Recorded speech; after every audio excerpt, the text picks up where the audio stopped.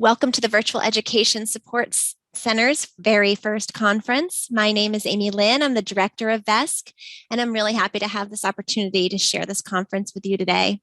If you'd like to access closed captioning during the conference, you can click on Live Transcript in your menu bar, or click the three dots to see more. A drop-down menu will appear and you can click Live Transcript from there, then select Show Subtitles.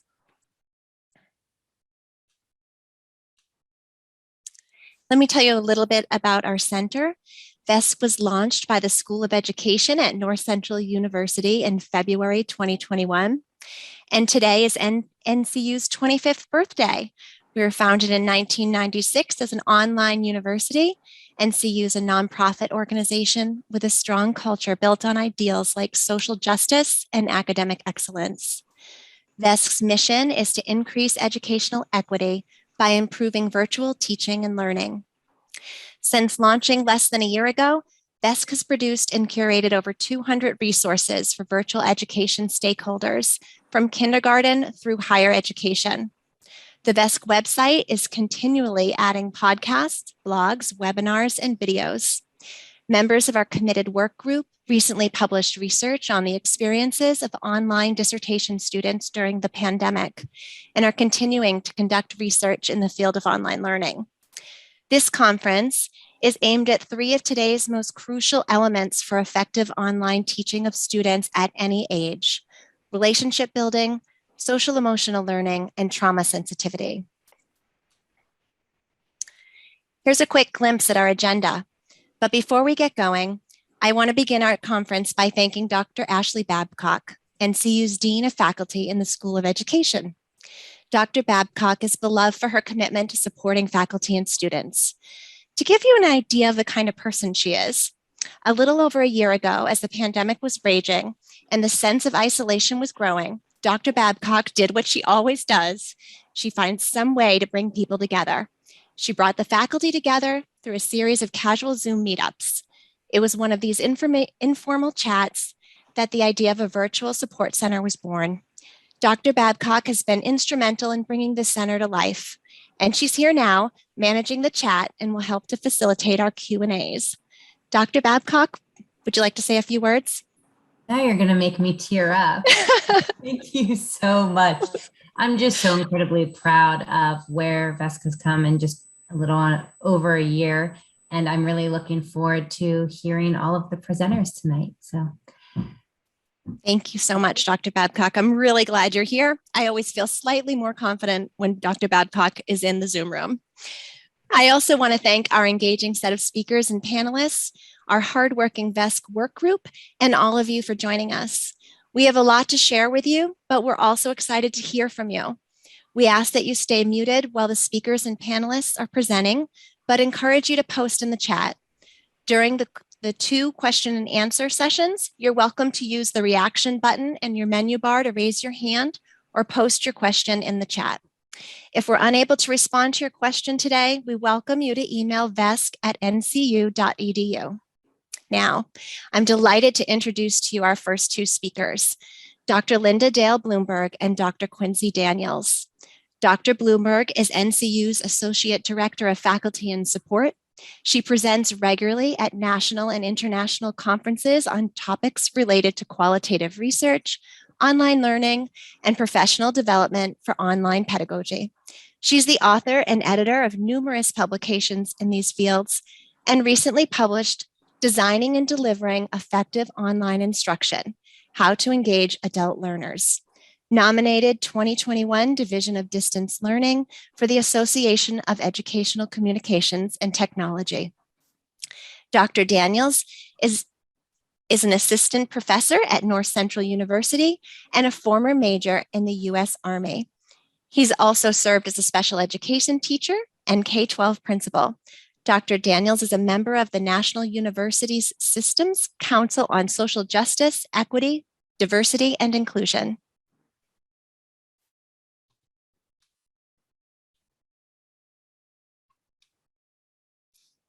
Dr. Bloomberg? Thank you so much, Amy, and also Dr. Babcock, Ashley, for all of your support and for developing VESC, which has grown into such an incredibly valuable resource for our university and beyond. So I'm incredibly honored that you asked me to be one of the keynote speakers for this very important conference, which is a milestone event in the VESC development. And so thanks very much. I'm really, really thrilled to be here to talk about learner empowerment, which is a key theme of my book, Designing and Delivering Effective Online Instruction, How to Engage Adult Learners. I've been working with North Central as a professor and as an associate director of faculty support and development for just over 8 years. And in working with students and faculty in the online environment, I've become quite familiar with teaching online.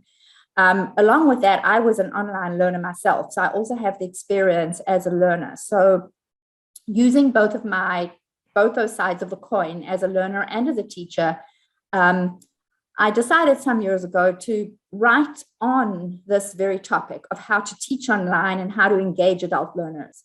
And as I started writing, I realized that my thought kept on going beyond engagement. It's not just engaging our learners, in other words, letting them feel that they can connect with the learning material, but it was more also about empowering them. And empowerment, in my mind, means giving them the tools to make the changes they need in their own lives and in their communities so that they can move forward in the most meaningful way possible and so that their learning is the most meaningful to them. And so I started looking more into this whole concept of learner empowerment and the ways that learners can become self-advocates for what they need in the learning environment.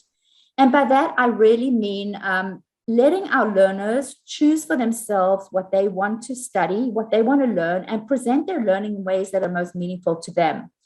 And this really goes hand in hand with adult learning principles, where we know that adult learners do want to draw on their own experiences. And so our materials and our curriculum really need to feed into our learners' backgrounds and needs and experiences in meaningful ways for them to become connected, engaged, and therefore empowered. So I do see a big connection between empowerment, going back to engagement, and connection. And the quote that is up in front of you is taken directly from the book, and I'm just going to read it, even though it's here for all of you to see. And this is really what I base the book on, is that the goal of education is to meet the needs of all learners, offering them the ownership, agency, and autonomy to engage in the learning experience so that they are empowered to implement changes in their own personal and professional lives and ultimately in the lives of others. And I hope that throughout this conference, in learning, in hearing all the different presenters and learning something new in this process, hopefully you will walk away also with some new ideas about how to empower your learners. And if you're a learner yourself, how to empower yourself, how to take ownership and autonomy of your own learning experience and use it in ways that are most meaningful to you. Be your own self-advocate. And as an educator, encourage your learners and your students to be those self-advocates so that they can really ask for what they need and use their learning effectively, so that ultimately their learning is deep learning, it's significant learning, and not just surface learning. So that really is the message that I try to convey throughout the book, and that is the message that I'm hoping to convey here today in this very brief overview. So once again, thank you so much, Amy and Ashley, for offering me this opportunity to open the conference, and it's really an honor to be part of this. Thank you. Thank you, Dr. Bloomberg. Dr. Quincy Daniels? Dr. Quincy Daniels, thank you. Not a problem. I've gotten used to it. Back in the 80s, they had like Dr. Quincy Medical Examiner. It was interesting back then. All right. Well, it's great to be here, and definitely thank you for giving me the opportunity to share some of my thoughts on mentoring and like that. It's very important for me to put out some of the information regarding my particular view and see if we can come to some agreement regarding, well, what is mentoring? How is it supposed to be effective? Does it really work? Do people really continue the process? And that's what I like to particularly talk about, which is the process of mentoring. And of course, since I'm a major social justice advocate and anything, I will add some particular views on Are we actually able to work together? Are we actually able to actually do the mentoring? If people don't look like, act like, walk like, talk like, be like yourselves, how do we overcome that? How do we work with people? So we'll see. All right, next slide, please.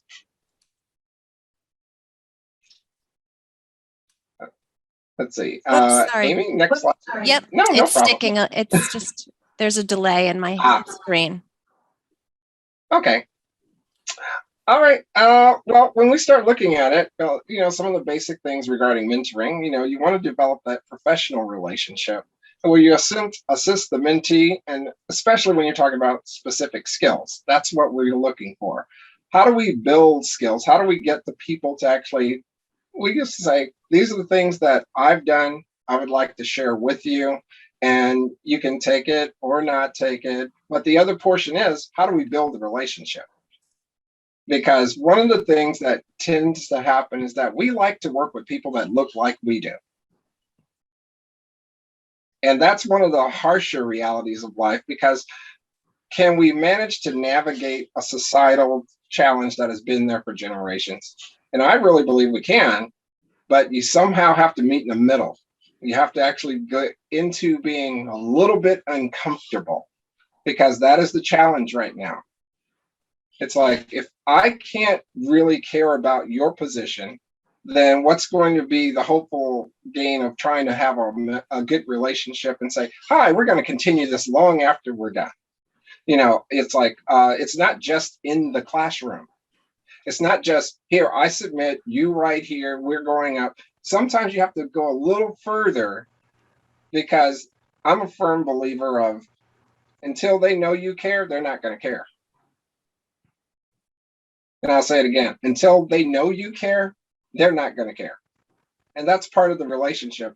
And sometimes we get a little overwhelmed with the sheer numbers that we can get. And it's like, oh my gosh, okay, I only have so much hours in the day allocated for this and this and this. And I'm like, don't worry, the people will come to you. You will find time, because basically we tend to pay attention to the things that we deem are important. And since I'm one of these big believers in servant leadership, how well are they doing? And if you can't go know your students, it's like sometimes you just make the time and it's like, okay, talk to me. Okay, yep, I understand. And that builds it when you're a little bit out of the comfort zone. And the comfort zone is, oh, I am here, I have my books, and you are over there. It's like everybody has something to give and take and learn. Because if we go into a standard where, well, I want people to be successful, we will show you the things that you need to be successful, and you're making progress going through the milestones, and you're building the relationship on a professional level. But are we doing everything that we can where you let people in a little bit? Because I'll tell people all about my kids in a heartbeat, since I have so many. But are you comfortable doing that? Are you comfortable doing that to people who may have some other thing that you're not comfortable with? That's where you have to do that self-reflection piece. Next slide, please. And when we start this process of mentoring, some of the things that tend to happen is that when we are trying to work with a particular person, we're saying, all right, let's try to do some of the things with coaching and assignments and exposure and visibility and all these other things that we want to have the people do.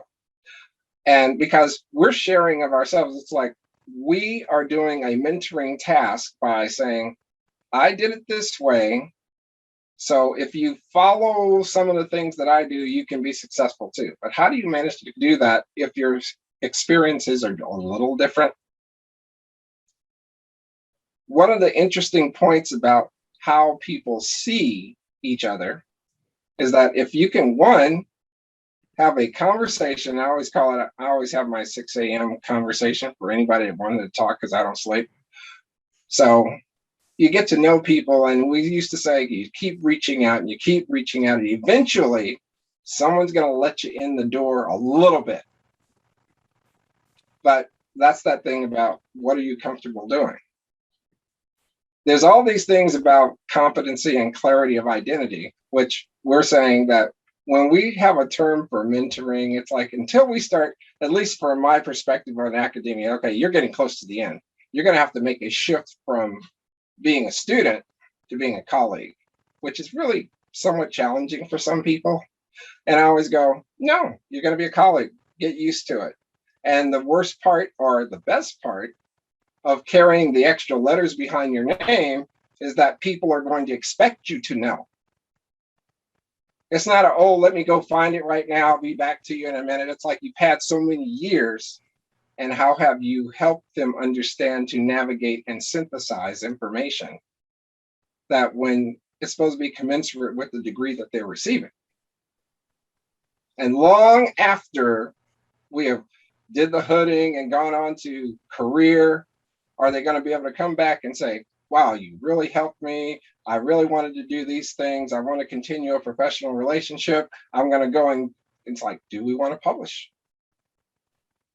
Do we want to like go and present together?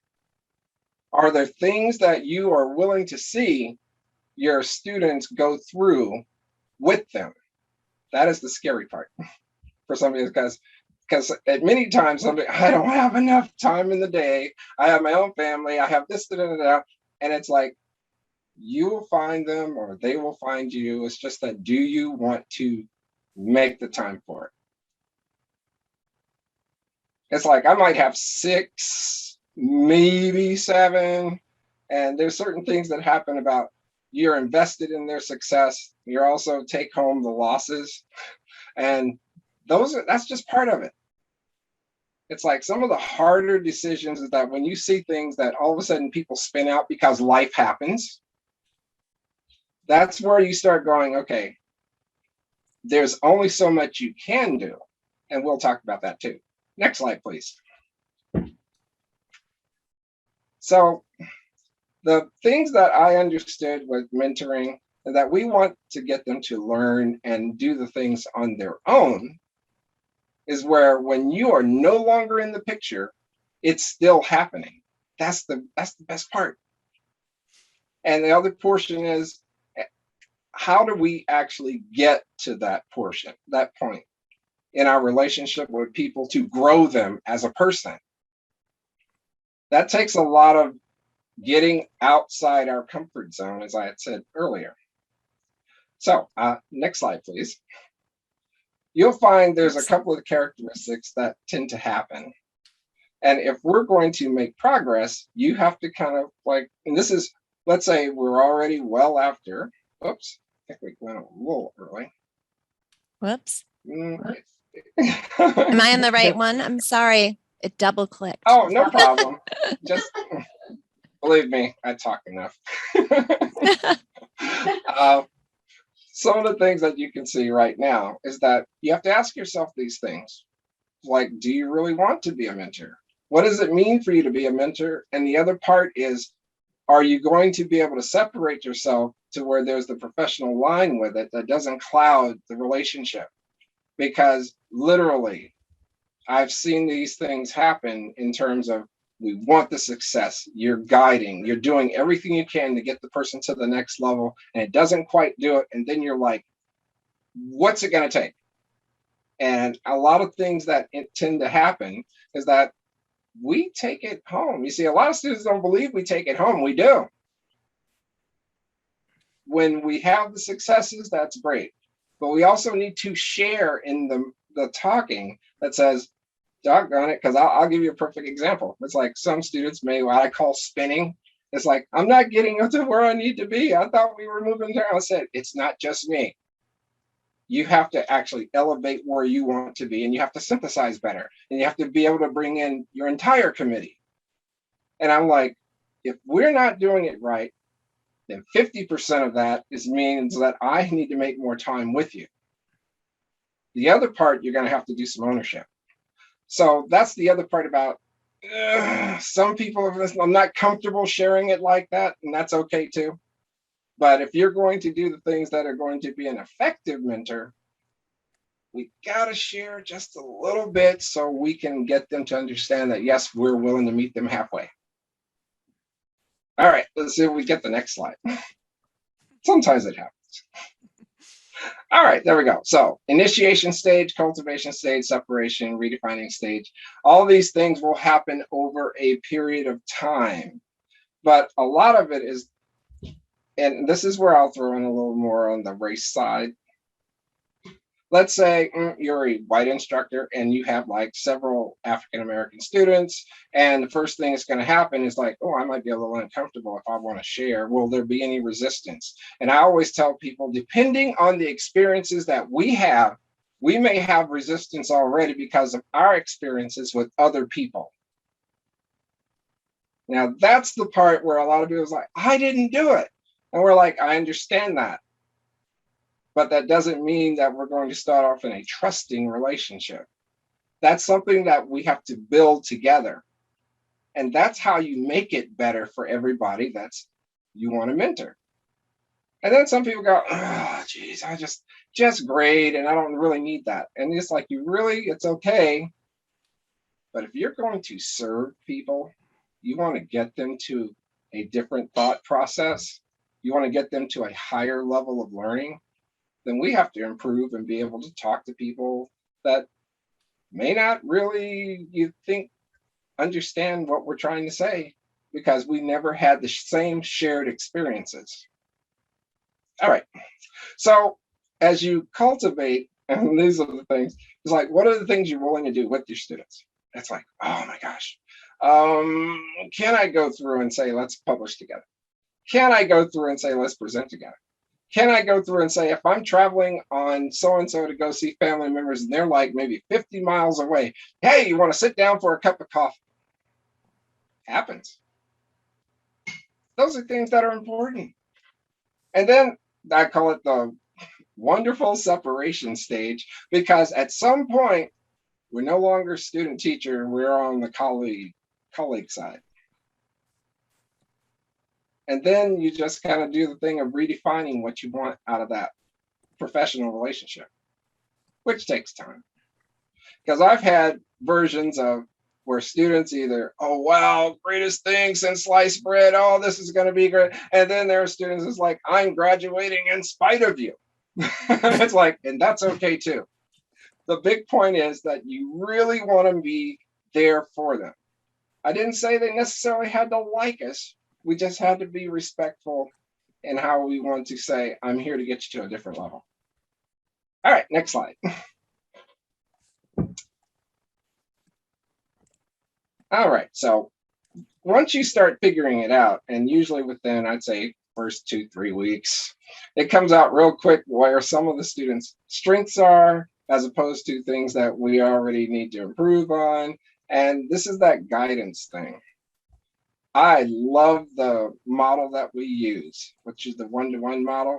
And I think video feedback and all this other stuff, pick up the phone. And I always tell, there's a slight thing that I have to do with some students is that it becomes a social time. And I go, no. It's like, I understand that I can be laid back and everything else, but there is a difference. I want to help. I'm going to guide you the best I can, but it is not a social call. Not until I know there's something that we can actually agree on, that we've made progress, and we can share a little, but there is a line, and that takes practice when you're doing the mentoring thing. So it happens. And, professional settings, there will be things that, and I brought this up in one of the things in the Commons. It's like, how are they doing at work? Are they moving up? Because when I start talking to people about you're in the highest profession right now for me, it's like you get to help people and they're doing the job out there. So when we actually get the chance to go ahead and improve their life by going, wow, let me get you that recommendation, I say, go do it. Or give me that phone call and go, let's say you're not getting callbacks. Let's take a look at that resume. We need to build this a little further. We need to get on a LinkedIn. We need to make it a little more professional, and we need to practice your interview. Doesn't mean you have to do it for everybody, but you have to do it for somebody. Okay, next slide.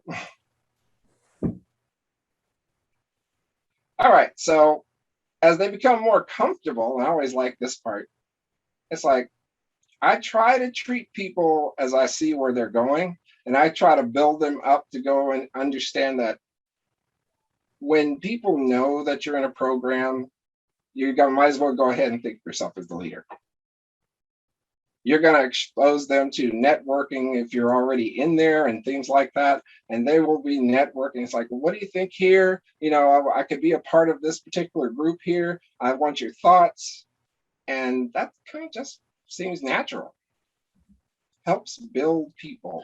It helps to do the ideas that we're here to do. Because as I told them, it's like, and I'll give you another example. My comp students, some of them may have an issue and don't make it on the first go round. Okay. And I tell them, I'll see you at 6 a.m. and we'll talk about it over coffee. And it's not, I said, failure is not so much final, but fail forward, learn from it. Not going to hold it against you, but here's the standards. We'll go talk about it and we'll meet more times. And that's what we're going to do. Instead of having the student go, it's over, I'm out.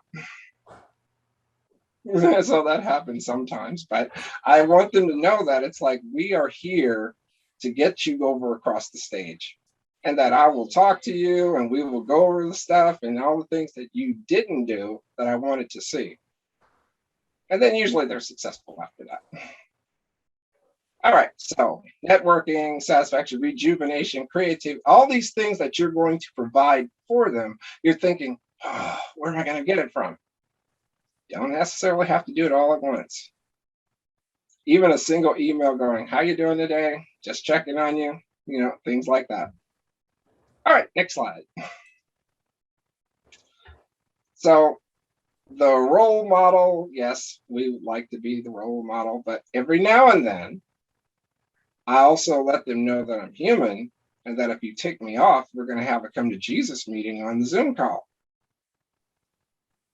I said, when people start to make sure that how you are addressed, it's like, excuse me. And then we have conversations about there's a professional level of conduct. So those are things that are important if you're going to be the role model. And I always like that wisdom. I tell my students, how did you get so much wisdom? It's like by making a whole lot of mistakes. So if I can guide you around the pothole instead of having you hit it, it'll be better. So those are the things, settings, institutions, structures, politics. I won't even talk about so much of the politics that I'm involved in, but you will understand that as you go, so do they go. I'm one of those old Camelot things that I remember they were saying, so goes the king, so goes the land, and all this other stuff. But literally speaking, if we're going to cultivate mentoring, we're not so much allowed to just impose and demand. It's like we want to coach and mentor. I've had enough of the demanding and the tear down in the military. That was rough at times, but those were the calls that I had to make. It's best to support and advise and counsel. Seems to work better that way. Okay, next slide. All right, so mentors is like, all right, what are we going to do? We're going to do professional development. That could be something you can talk about, different things that you can do with students, or say there's a conference coming up you might want to go to. You know, you want to encourage as much as possible, because when I start seeing good stuff that would fit, and it's like, oh, we could both do this. We can like get out there. We can start talking about things, how it's going to really work out in the real world. And they start getting excited too, because they will take their cue from you. And I can be as guilty as, oh my gosh, I just got to get some work done. And it's like, okay, I'm going to get the work done. And then it's like, was I supposed to call him back? Because I tell them, I'm sorry, I'm human. You need to either call me, because they can either, one, call me on my home phone, call me on my cell phone. If I'm not here at home, then over at the gym, but they know my schedule. And it's like, if you want to get a hold of me on Zoom, you make an appointment and we go and do that too. So you give accessibility a little bit. And I'm not going to say that I don't enjoy talking to students, because I do, but you want to collaborate early, often, and let the guard down just a little bit. And pretty much once they see you're a little human, they start to go, okay, I understand. All right, next slide. So when you finally get to the point where it's all done, it's all happened, it's like, oh my gosh, okay, well, and I can give you a perfect example of one. It's like I looked over and it's like, I know they're like, Dr. Daniels this. I'm like, oh, just call me Quincy. It's like, oh, well, I'm just not comfortable with that. I'm like, call me Quincy. It's okay, Dr. So-and-so. Switch it. Because collegiality is a real thing. You can't go around being a rock. I've tried that. Doesn't work. You got to be a little more out there and friendly with people so they understand that, yes, you're a person too. There's different things that you're doing regarding goals. It's like, all right, well, now you're done. Do you want to publish your parish? Do you want to like make conferences? Do you want to talk to more people? How do we work together to get things done? So when you clarify the new expectations, usually people go, I never really thought of it that way. And you remember that old movie where they all pay it forward. What stops them from being the mentoring aspect? Because you were very good to them. It tends to happen that way. You remember usually the really good ones, and it's like, oh my gosh. And then you remember the really bad people in your life, and you're like, why do I even consider thinking about what they just made? And I always say, I prefer that by the end of it, people think that, you know, he was trying to get me in the right direction and making time for me. And there's one thing that you can't get back is making time for people. And people understand that. All right, next slide. All right. Sometimes we'll do this thing that once they're done and made the shift, and it's like, there's that no expectation. No expectation of formal activities, because basically as we have shifted to colleague, it's like new leader mentor interviews and things like that. It's like, so now that you're operating in this new standard, how do you think we're supposed to work together? And it's like, well, I still want to learn. It's like, I know, but how do you see yourself in 3 years? How do you see yourself, you know, as far as, do you want to be full-time somewhere else? Or you do want to be part-time somewhere else? Or what can you publish? You know, I always keep going back to it. It's like, are you spending time getting people to the next level? And they know this. All right, next slide. All right, some things. So your mentees may not want to really let you know that they need help. And I always say it's real easy, because the first 2 weeks, I'm like, all right, where are you? I'm telling you to make time, talk to me on a Zoom call. You're not picking up on the phone. And it's like, you need to make some time to build our relationship. I tell them this early and often.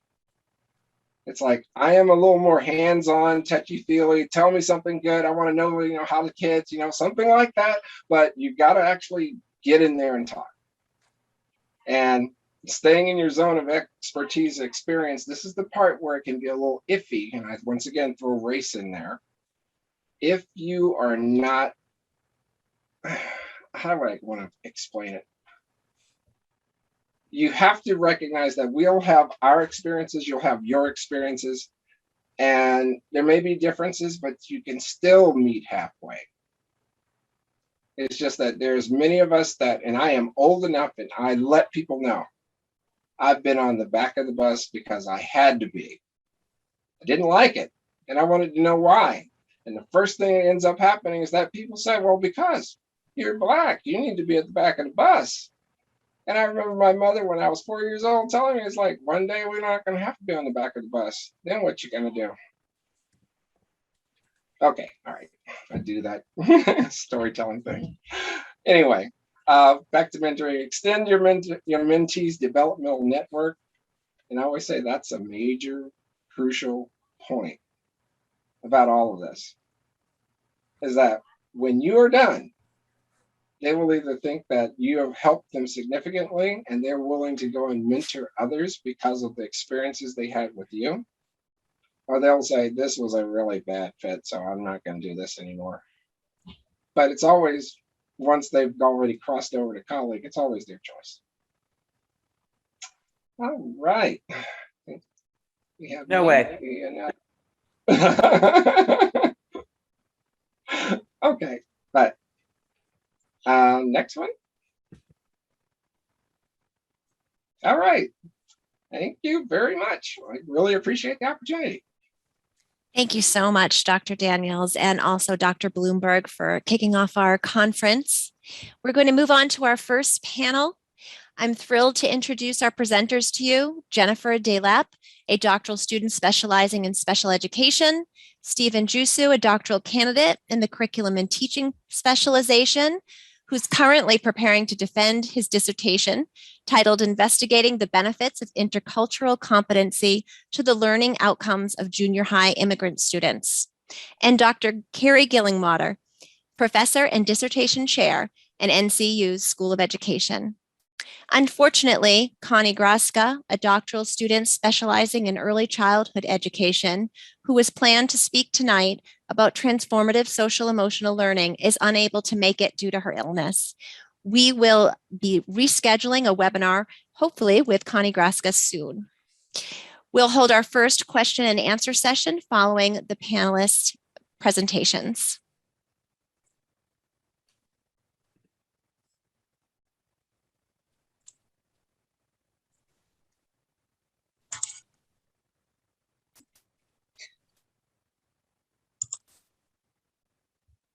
Amy, would you like me to introduce myself? Oh, yep, we're ready for you, Jennifer. Great. Hi, I'm Jennifer Delap. I am a PhD student at NCU. My area of expertise is in adolescents and young adults dealing with disabilities and trauma, as well as marginalization for multiple reasons in education. Next slide, please. The author, Alex Chevron-Vanette, advocates considering trauma as a lens, not a label. This distinction is crucial when we observe the damage caused by careless stereotypes attached to labels. The demand for trauma-sensitive education is undeniable as the number of our students exposed to trauma is rapidly climbing. Trauma-informed teaching requires changing educators' narratives. The stories we tell ourselves about how students learn and why they behave in ways that trigger us, opening our perspectives to alternate explanations for communication and behaviors that challenge us, caused by processes we have often not experienced ourselves, is what makes us effective teachers. Educators' ability to walk in the shoes of their students may be limited by personal experience, but increased awareness of ourselves and our students, knowledge gained through listening, and perhaps some empathic imagination can be of assistance. Our new framework must acknowledge that everyone is doing the best they can, given the tools and resources they have. Next slide, please. An individual may experience more than one form of trauma during their lifetime. The most familiar type is acute trauma, describing an event that has a finite beginning and end and causes a stress response accompanied by emotional distress. The trauma response either comes to an end or continues to cause distress, resulting in post-traumatic stress disorder or PTSD. Chronic trauma, best characterized as traumatic life conditions, has significant impacts on brain functioning over long periods of time.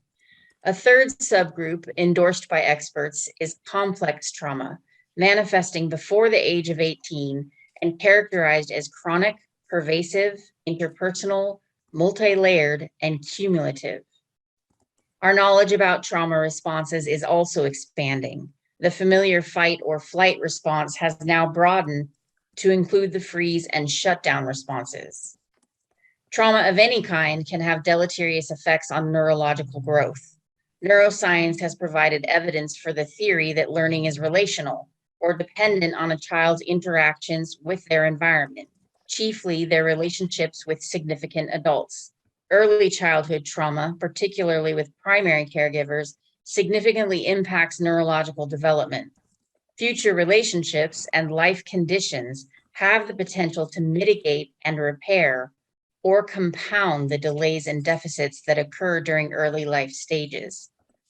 In healthy neurological development, the prefrontal cortex and its neural pathways to other brain regions are not fully developed until young people reach their mid-20s, as evidenced by their inability to utilize executive functioning skills consistently. Individuals exposed to trauma can exhibit delays extending beyond the standard time frame for neurological growth, often manifesting in considerable cognitive deficits. Neuroimaging studies show that the growth and functioning of structures in the limbic system, the brain's emotion center, in children exposed to trauma contrasts noticeably with those who experience healthy relationships during childhood. Self-regulation skills are often inadequate because they require regular and steady communication between a healthy limbic system and a developed prefrontal cortex. The cumulative effects of trauma can lead to pronounced deficits in cognitive functioning, relationship building, and self-regulation. The threat detection system is located in the subcortical region of the brain, where the autonomic functions occur below our consciousness. If activated, the survival instinct takes over other parts of the brain and prevents them from operating. The trauma response floods the brain with cortisol and other stress chemicals, effectively hijacking the prefrontal cortex. Evolutionarily, this operating system was necessary for the quick reactions required to avoid and escape danger. However, if the threat detection system stays activated for extended periods of time or becomes reactivated, the prefrontal cortex cannot be engaged as the brain continues to be flooded with stress chemicals. Thus, the need for physical and psychological safety must be met before learning can occur. Neuroplasticity is the brain's ability to build new neural connections and strengthen neural pathways, improving brain functioning and enhancing neurological growth. Research in neuroplasticity is providing remarkable evidence for neurological recovery and gain throughout the lifespan. Establishing new neural patterns can increase gray matter, the volume of which was previously thought to be static. Thus, it is never too late to learn or to repair neurological deficits, including those that emerged in childhood. Next slide, please. To implement trauma-informed practices effectively and with fidelity, educators often discover that front-loading at the beginning of class is worth the requisite time and energy. A key component of forming inclusive cultures is collaborating with students to determine expectations for interactions among all stakeholders, prioritizing respect, connection, and community well-being. The process of building trust begins through discussion of the nature of these expectations as a class, including the behaviors and words they entail.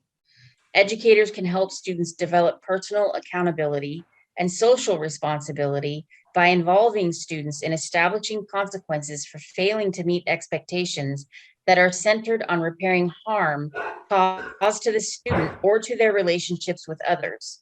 There are many resources available to guide educators in creating safe, inclusive platforms for student engagement and interaction. As educators, building strong, positive relationships with students creates the best opportunity for influence regarding their development and learning. Even inadvertent damage to connections with students who have experienced trauma adversely impacts learning, making it critical to recognize and repair possible breaches of trust. Building relationships, especially with distrustful students who have been exposed to trauma, takes directed time and deliberate effort. However, front-loading is extremely beneficial because it facilitates creating and maintaining a respectful and productive learning environment. Next slide, please. What part of the brain are they in right now is an essential question that educators must continually ask themselves about their students. For learning to occur, the brain must function appropriately, which requires meeting the needs for physical and emotional safety, as well as connection. Dr. Bruce Perry's 3 R's describe a simple order of operations that teachers must work through to address the realities of neurological functioning before learning can take place. Movement up through the brain by stabilizing the threat detection system, followed by connecting to co-regulate the student's limbic system, enables the student to move into the prefrontal cortex, where they can learn through thinking critically and integrating new information. Next slide, please. Trauma-informed teaching is an essential element of inclusive education. Trauma-sensitive educators meet students where they are and guide them into a mindset that promotes learning. Students must believe they are valued for who they are as they are before they will buy into the belief that they can learn. Educators who value students as individuals enhance their connections with students, leading to the opportunity to foster growth and learning. Strategies for virtual educators to build connections with students are similar to those for classroom teachers, except the practices that may work subtly in person must be more explicit in virtual platforms. Virtual educators must clearly and specifically prioritize communication and connection with students so they believe that the instructor values the relationship. Strategies such as listening without judgment, connecting before correcting, and offering feedback that is diagnostic rather than merely evaluative create positive learning experiences for students. Educators own inclusive attitudes, and their insistence on creating and maintaining an emotionally safe virtual environment will encourage students to communicate openly. To increase student agency, which reinforces students feeling valued and secure, educators can offer individual choice through differentiating content access modes and assignment formats, and sincerely valuing student contributions and feedback. Educators can maintain trust by making a genuine commitment to encourage students to ask questions and request assistance.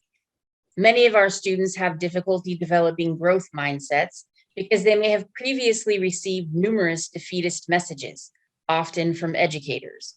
Rather than a simple grade on an assignment, explicitly and verbally connecting students' hard work and effort to achievement and recognizing their specific successes while identifying areas for improvement will yield better responses and improved student performance. Establishing a routine and well-defined procedures in virtual settings and providing clear, explicit instruction ensures that students attend to and understand information. Predictability and consistency are essential in trauma-sensitive instruction and procedures, while flexibility in the face of complications conveys to students that educators are aware of the unique challenges students face during virtual education. Building relationships online requires educators that value their students' experiences. These connections are what keep students engaged and learning. Next slide, please. Educators are responsible for facilitating the teaching and learning process and creating opportunities for students. These tasks demand evolving awareness and understanding and the acquisition of the relevant skill sets, as our students face realities for which the educational system is not prepared. However, as educators, we are in a uniquely influential position to advocate for students, more so than any other profession serving children, adolescents, and adults. Ultimately, with essential knowledge, strong connections, and trauma-sensitive inclusive practices, educators have the extraordinary capacity to alter the trajectory of students' lives. And that is it. Thank you very much. Thank you so much.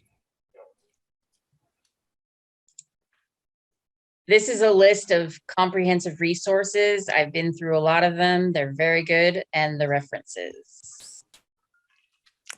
Thank you so much, Jennifer. And all of this I did see in the chat will be available on the VESC website as well, so you can access that. And Stephen Jusu and Dr. Carrie Gillenwater.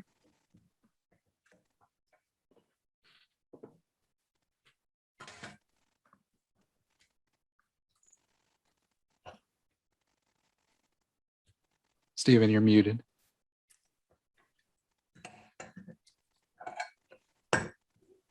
Stephen, you're muted.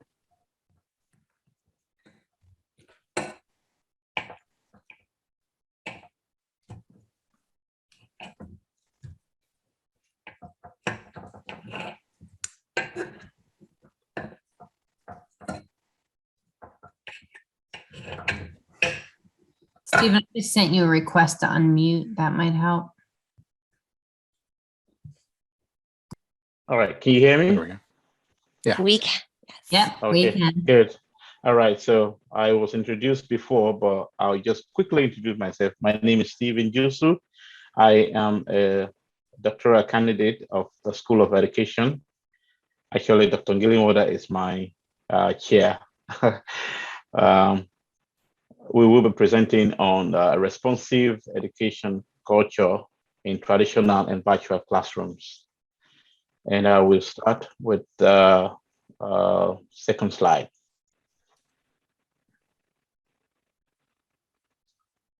So the need for a responsive education culture. For the very first time in United States history, a majority of K-12 public school pupils are students of color. Upon graduation, these students will be part of the most diverse workforce in United States history. Wow. 96% of major employers say it is important that every employee be comfortable working with colleagues, customers, and/or clients for diverse cultural backgrounds. These statistics makes it imperative that our nation's schools not only welcome diversity in the classrooms, but also teach students how to navigate an increasingly racial, ethnically, and emotionally diverse society. Furthermore, educational institutions are becoming much more diverse. Education communities inclusive of the schools, colleges, and universities are tasked with the creation of welcoming, engaging, and effective learning environment for all students to achieve. However, research has found that Indigenous people, people of color, and LGBTQ students disproportionately experience teacher biases, punitive discipline, and narrow decontextualized curriculum. In contextualized curriculum, teachers use authentic materials, activities, interests, issues, and need from learners' lives to develop classroom instructions. For example, a teacher can help students learn language skills by teaching the skills using authentic context in which students must use skills in real world. Responsive education increases student confidence, interest, motivation, and academic success. It also promotes racial and ethnic identities, self-esteem, socioeconomic well-being, and ability to overcome discrimination. The next slide will be presented by Dr. Gillingwater. Thank you, Stephen. Thank you. Responsive education culture. So what to consider?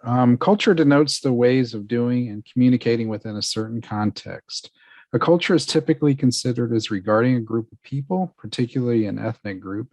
However, culture also entails the context of those people.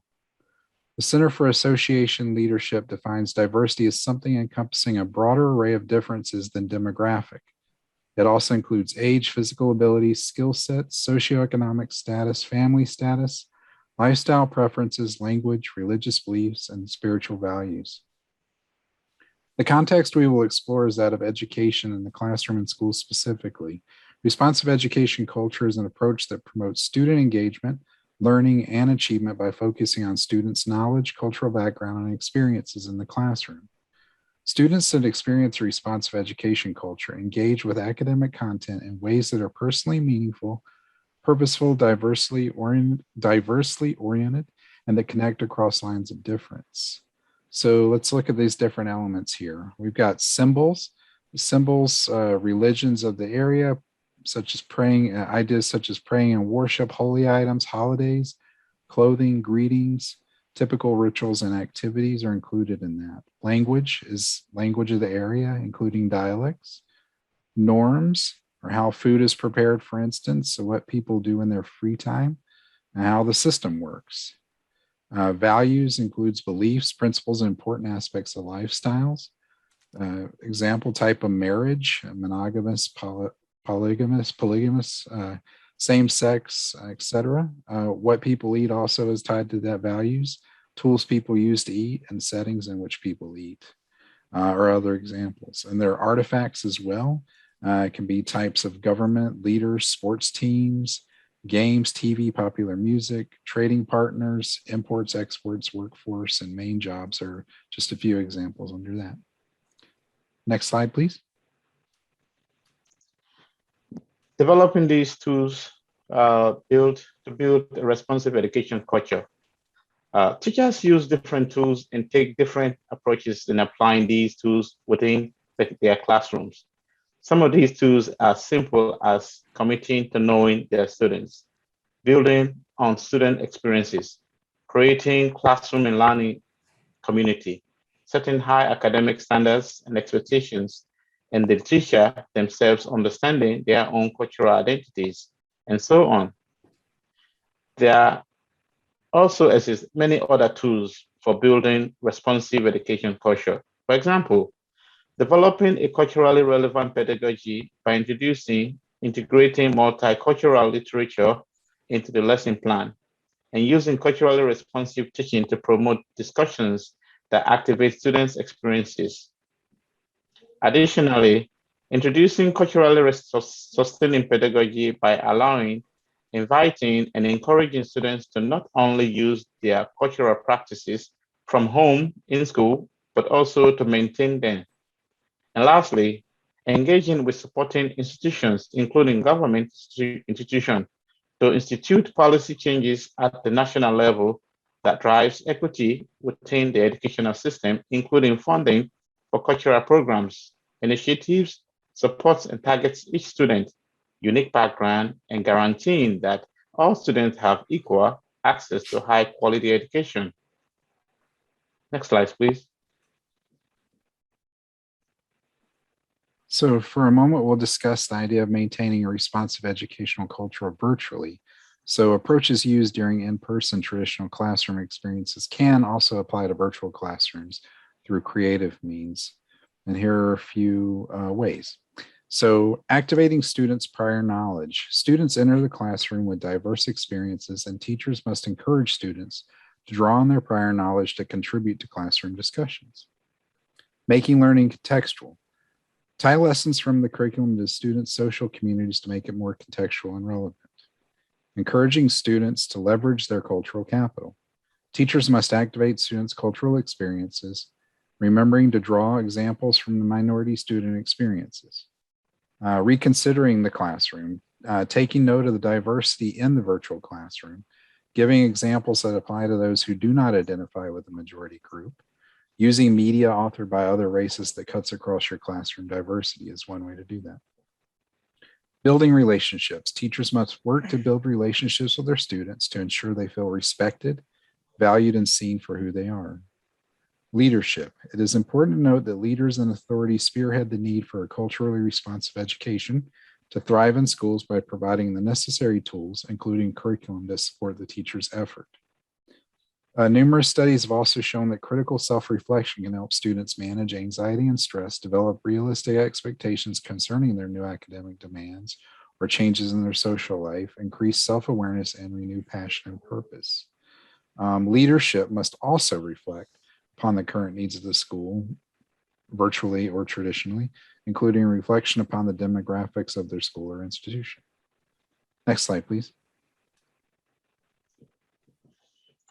So to cap up all what we said is, one, responsive education increases student confidence, interest, motivation, and academic success.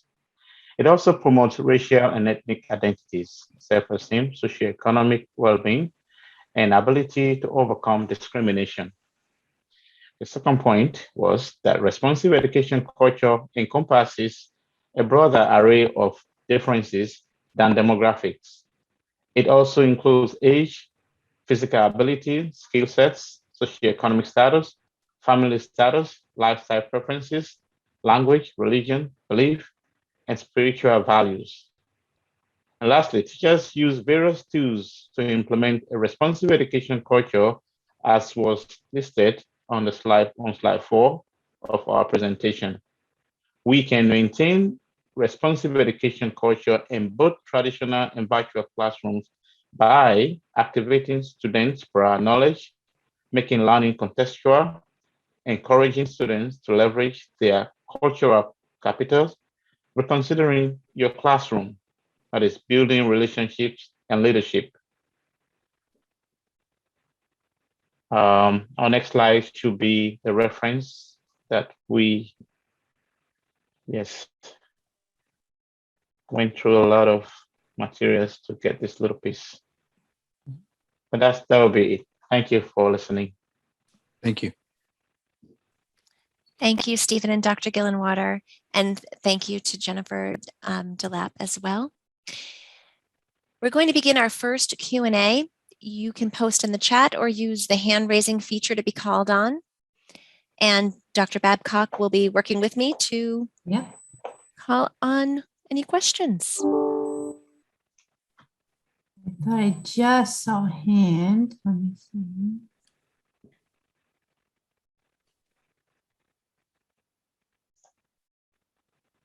Dr. Babcock, it was Dr. Gary's hand. Oh, okay, and you put it down. Okay. Yeah, no, it was a clap. So I used, so I was like, I was clapping for the presentation and the presenters. So I just wanted to let you know, as you are going through 68, cubes to find out whose hand that was mine. So thank you. I appreciate you. Anybody else? I will keep scrolling until I see some hands. And it might not be a question. It can be a comment or information that you would like to share on our topics. You can always unmute and just join the conversation as well. Hi there.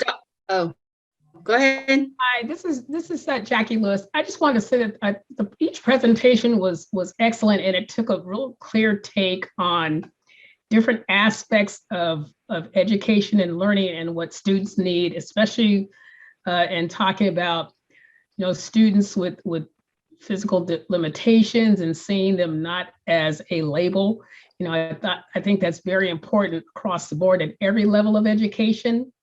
As well as when you talk about being responsive to education and students, you really do need to take in consideration those cultural differences.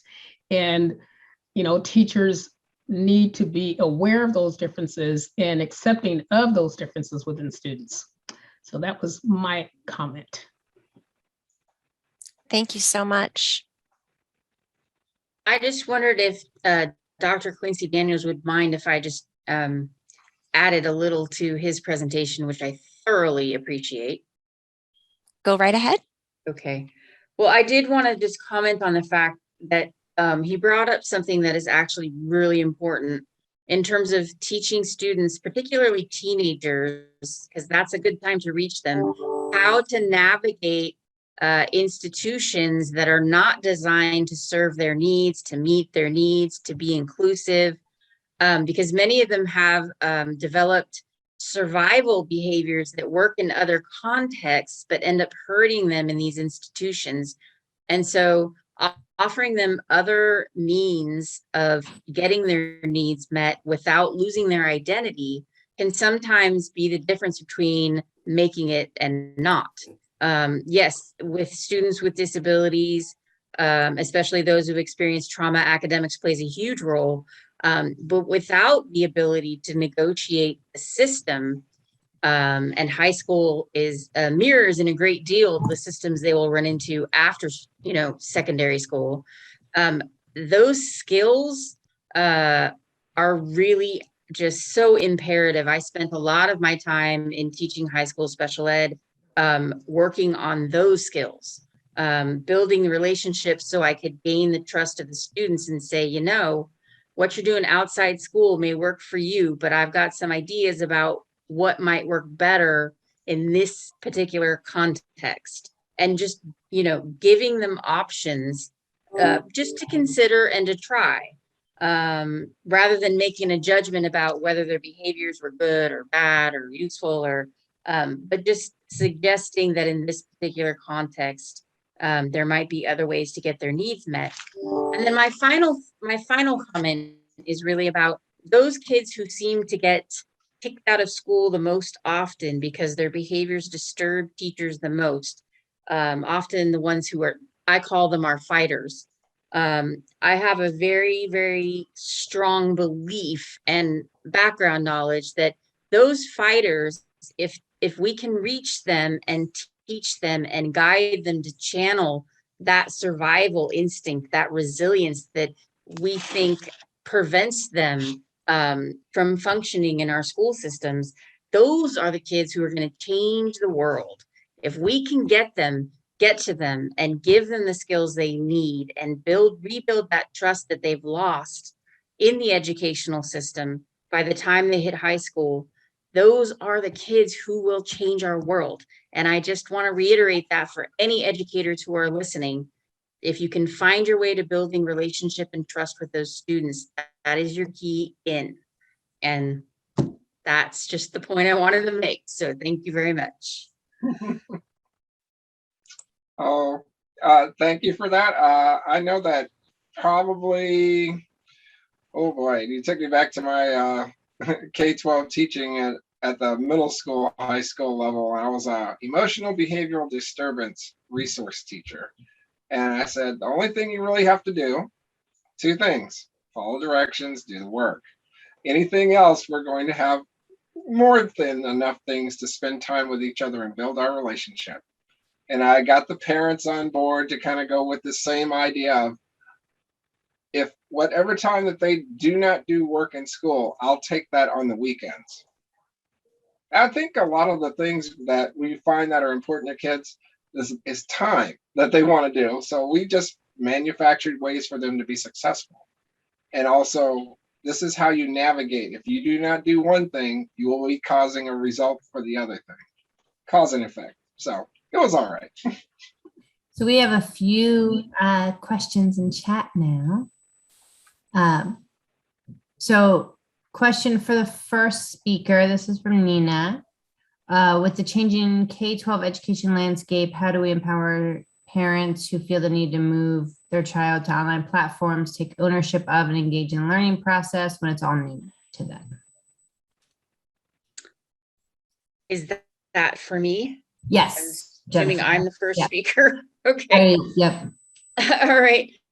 Well, I actually think there are a lot of the beginning always has to have, like, the way I work with my freshmen, and when they walk in and hate school and don't trust anybody and don't want to learn, are unmotivated, don't believe anybody really cares, don't believe they can do it, the level of scaffolding and support starts out very high. But with the understanding that my job by the end of 4 years is to make my job obsolete with each student. So once you figure out the specific needs of your students, or parents figure out the specific needs of their students and figure out the demands of the academics being placed on them, the expectations, then the trick is to figure out the appropriate scaffolding and level of support necessary in the beginning, and then gradually start to remove that scaffolding and support while teaching like self-regulation skills and self-monitoring skills, and even self-reinforcement skills. It takes some research into the individual needs of each student and into the demands of the particular program they're in. And then it takes some, I have to say, trial and error, knowing when to remove, knowing what scaffolding and support will work, and then knowing when to remove it and how gradually to remove it. So I hate to say it, there's not a one size fit all answer to any of this. It's simply, you have to be willing to, there's so many resources. You have to be willing to start with a high level of support and scaffolding and gradually remove it while teaching the the metacognitive skills, the self reinforcement, self-monitoring skills. Kids can learn these things very quickly and without like tickets or prizes or things like that. You'd be surprised, but the right amount of support and scaffolding has to be there in the beginning to facilitate the growth and gradual removal of the scaffolding and support. Does that kind of help? Dr. Babcock, may I jump in the discussion as well? Absolutely. So Jennifer, I love that. And just for context, my name is Dr. Gary Walker Roberts, and I just defended in April 2020 with my chair, which is Dr. Maggie Broderick, and I have my PhD in e-learning. So as you can imagine, we locked down in March and I defended in April. So we had a lot of questions regarding, parenting. It was traumatic for all of us, just being shoved into the online space. And one thing that I noticed as I was having conversations with parents is that they had a fixed mindset. They were very fixed on saying, online doesn't work. They don't know how to do this. They need this social, aspect. And I said, let's take a step back and look at a growth mindset. Let me observe and ask you questions of how you're seeing your student or your child in this environment. And as we started to step back, they noticed that they were really good at social platforms. They were really good at playing video games. And there was a specific example that happened with my nephew, actually, who, I couldn't figure out how to do this math. But next thing you know, they were on YouTube. And I said, April, tell him to look up how to do an equation on YouTube. So we were teaching the parents how to use these digital platforms, whether it's their phone, whether it's getting on, TikTok and learning a little bit on how to do a math equation on TikTok. Yes, you can do that. So it was like helping the parent learn the digital tools. So therefore, when they saw their child on a digital platform, they can redirect the conversation and say, oh, by the way, let's see if we can look up a math skill right here, on Facebook and find a teacher that they could follow. So, that's what I kind of was doing during lockdown, during COVID. Now they're getting back into the classroom, but still they could use those digital devices to really scaffold, as Jennifer was talking, with the curriculum in the classroom. So I think it was really just stepping back and trying to get the parents to have that growth mindset that it wasn't that bad. And I said, the kids are hearing you say that. Every time you say, oh, it's not good, it's dialogue in their mind saying, yeah, it's not good. So it was just changing the vernacular and their attitudes toward the online platforms. Thank you, Dr. Gary. You're welcome. I want to go back to Shantae had a question. I think she was the first. So sorry, Shantae, I skipped over you. So I want to jump back. And Shantae's question is for Dr. Gillenwater and Stephen. With the student demographics changing, that the majority is of students of color, how important is it that the teacher, staff, and school leadership begin to reflect the student body?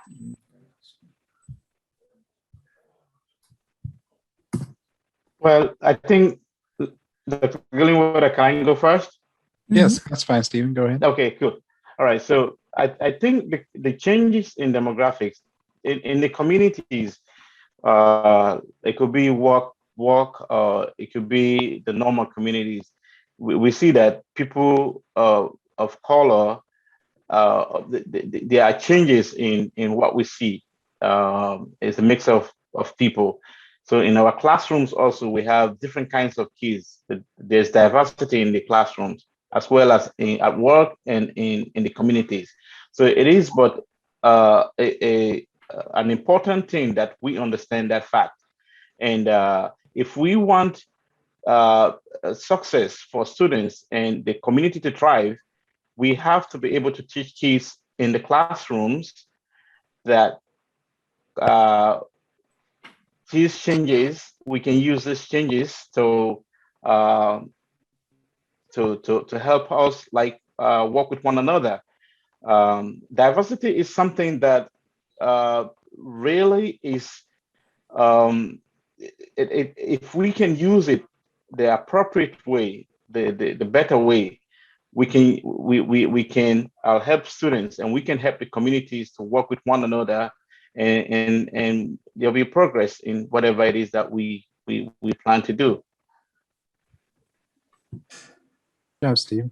Yeah, I wanted to kind of maybe some people on the panel can, or on the call, can help me out with some remembering of some sources. But thinking back a while ago, we had discussed in at UNC Chapel Hill in one of my courses the idea that during integration back in the late 60s, early 70s, after it had been quite a while since Brown versus Board of Education, during integration, when schools were finally forced to actually integrate, what happened was that, so before you had, let's say, a black school, black teachers, black staff, et cetera, black students, in a white school with white teachers, white staff, et cetera. Well, what happened was they tended to fire all the black teachers and staff, et cetera, and move all the black kids into the white school or whatever. So that was the idea of integration. But when that happened, there were no more, people in, let's say, I guess, authority or role models. Everybody that was teaching and stuff were white. And so there was, some scholars have argued that the integration, though the idea is right, with the loss of the teaching staff and faculty, et cetera, that really actually undermined education. So flash forward now, I've got a student who's working on a dissertation looking at the Latinx community and dropout rates, which are apparently high. And the idea is one of the ideas discussed in the work in the literature is that when Latinx students see faculty and staff at a school who they, look up to, have role models, see as successful, that there is a decrease in the dropout rate, and that they can see that there is an opportunity that they can be successful, that they see someone that looks like them.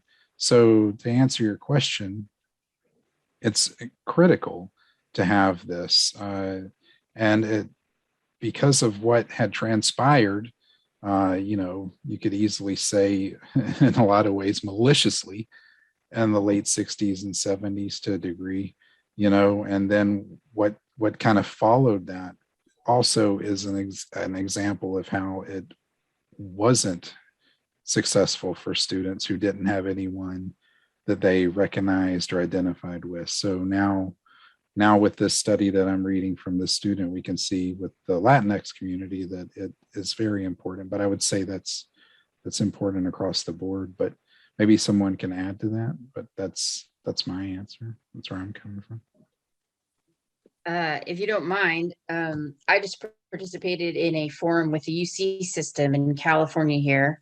They've started a project where they've been collecting data. Their goal is to increase diversity in the teaching population, both in K-12 and in higher education. And I think that everyone needs role models that look like them, have their background, have their experience. There are a lot of kids who have disabilities that are not visible, who would really benefit from knowing and seeing people who are open about their disabilities and succeeding. The same with, every color, every culture, every language. All of this diversity needs to be present and available either within the school itself or within the community brought into the school.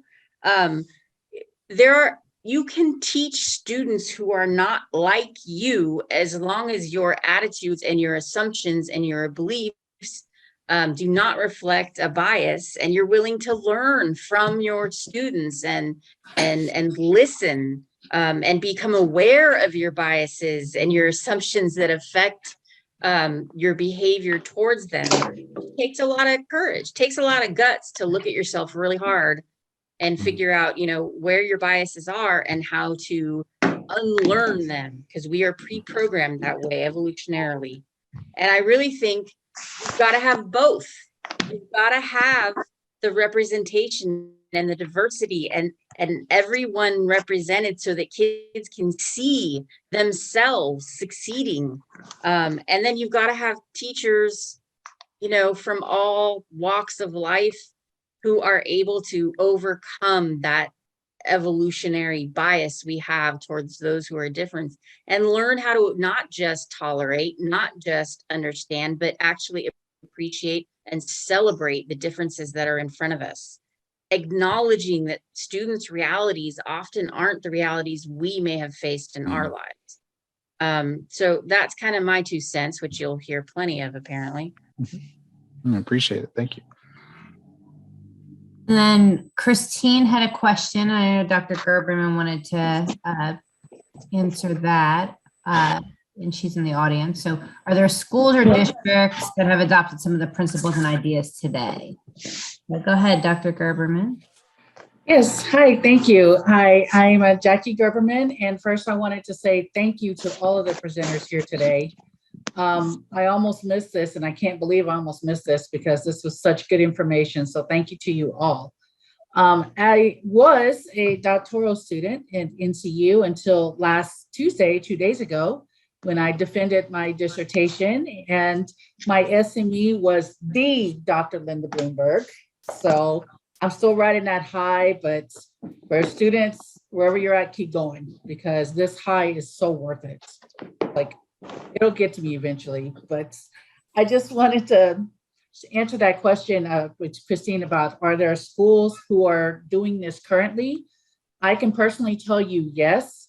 I am an online teacher for a public high school that is completely online, and we serve kids all over Texas, and this is our focus, and it has been for quite a few years.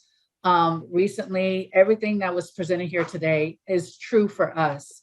With online schools in Texas, it started with mostly white students, and now we have more students of color and for our LGBTQ community than we do before. And it's just been growing. And then COVID happened. So then, of course, our enrollment just went.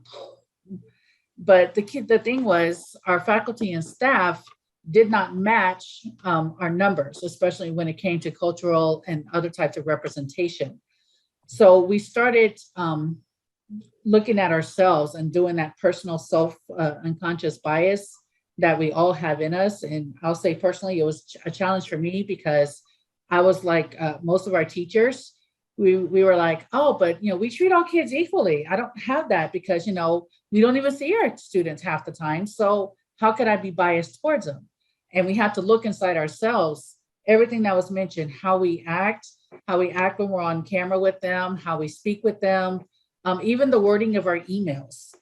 Sometimes we just kind of use language that we kind of expect students to know, but for a student who has not had those experiences, we might as well be speaking another language, and that's for our native English speakers, so for our students where English is not the language spoken at home, that was just another challenge for them.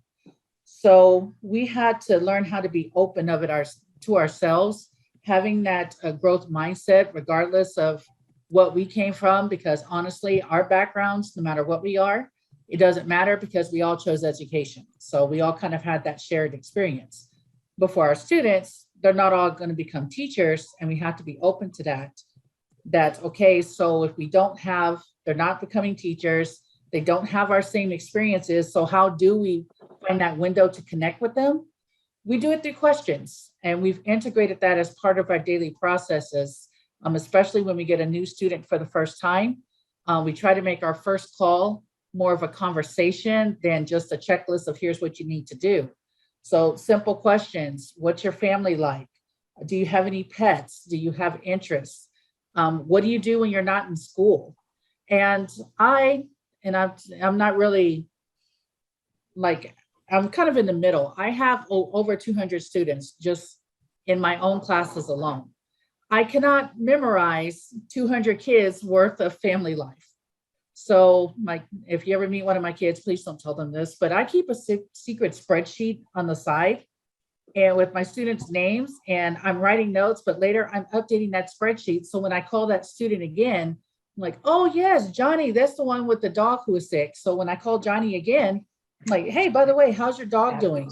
Or how did you do in that last tennis tournament? I got tennis players. You know, how'd you do there? We have gymnasts. We have students who are working part-time. So I keep those notes. So it keeps reminding myself, okay, this is a real person and they are having their own experience. And just asking that simple question, how are you doing, tends to open up the door. And then they start letting down some of their barriers. And then we can start building that relationship, because it was just like what it was presented here. When they find out how much I care just by simply asking them, then we start building that relationship. And after a while, I don't have to call them. They start calling me just to let me know what's going on. Or these are kids, I'm sorry, they text me more than call. But they're still reaching out. So I take it, and I just find it kind of interesting because this had nothing to do with my dissertation, but I discovered it in my research. There was a word in Sanskrit called mudita, and it really means the art of being truly happy for somebody else. But I always found that interesting how there's no English word for that. And I think that's kind of playing a lot to our culture and why this is so difficult, you know, just to address our own biases, because we haven't been trained. And I think for generations, but I don't know, I got to research that. But, you know, we just haven't really been trained how to really be open to another person, period. You know, we just have to put all these filters and layers and lenses, and then we start interacting with people. So we're still doing it. We're nowhere close to being perfect. But as a school, Christine, I can tell you, we are trying it. That's it. I just wanted to say thank you and wanted to share that. Thanks so much. And then I think we have one more question. Christiana asked, a lot is going on with our teenagers in school. What are your long-term plans in reaching the larger population of educators to act as mentors or role models to the teens? And Christiana, was that to anyone, or so anyone can jump in? Well, I worked in the classroom, in high school, in special education, primarily with kids with learning disabilities, emotional, behavioral disorders, and kids who have been traumatized and were living in traumatic life conditions. That was kind of my area of specialty. Those kids always found their way onto my caseload, and loved every minute of it. Love the kids. All my kids graduated, all my kids with a diploma, all in general ed, and they all passed the exit exam that was in place at the time. And many of them came to me with difficulties reading, difficulties basically in every academic area.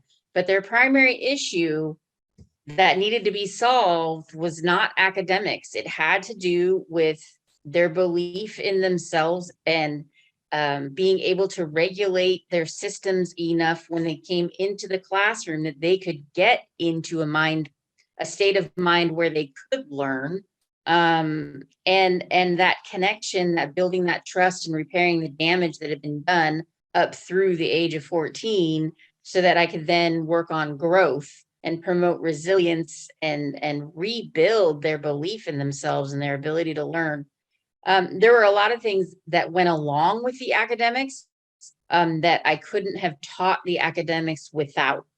And so my plans are really, the reason I'm back in school is because even though my first love is being in the classroom with the kids, I can reach more people. I think if I work with teacher educators, as well as teachers themselves. And that's my whole reason for going back to school, is that I would rather stay in the classroom my whole life, but I have some sort of drive leading me to reach more people. And I think a lot of teachers really want the tools, the resources, the skills, the knowledge to help more kids so that we lose fewer kids in high school. We just lose too many. That school to prison pipeline is a real thing. And I'm going to do everything within my power to support teachers and support teacher educators in gaining the knowledge and resources and tools they need to prevent that from happening. So if that helps.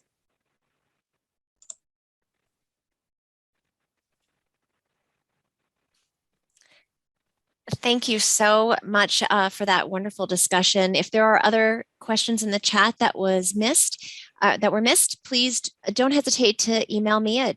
I'll put the email. I'll put the email in the chat. Don't hesitate to email me at VESC.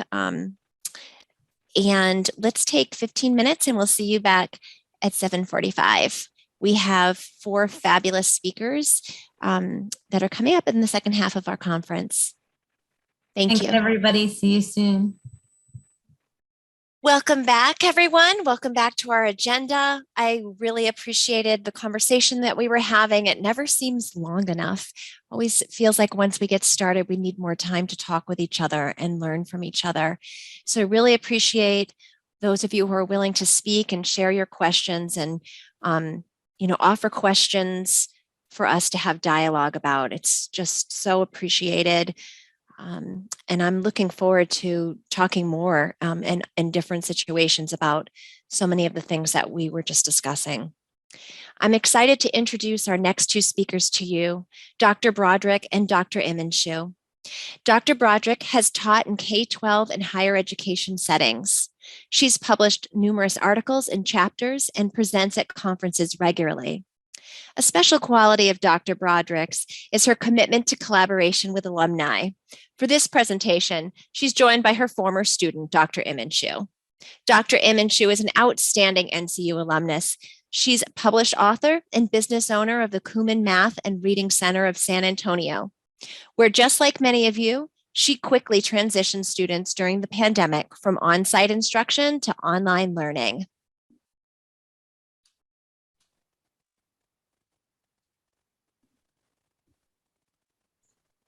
Thanks so much, Dr. Lin. I think that Dr. Imenshu is going to start us off with the next slide. Thank you so much for having us. I just want to say it has been a fantastic lead-in to our presentation. So I would like to thank everybody who came before us, because so many of the topics that we will be discussing have already been touched on. And so I think that this will give an interesting perspective as we lead into the K-12, especially K-5 focus. I am Dr. Charlotte Imenshu, and I reside in San Antonio, Texas. I began my teaching career in 2001. I was a public high school math teacher. And I always reflect back on my first teaching experience, which has completely molded my entire career. I taught in a very high-risk environment and was the rehab teacher, credit recovery teacher for all students who had failed. So I've always enjoyed that one-on-one personal time with students, and took that experience and ended up opening my learning center. And as we'll discuss in a moment, how that shift happened. So I had been teacher, student again, and teacher, all back in one big circle. So it's been an exciting almost 21 years of this process. Can you go to the next slide, Amy?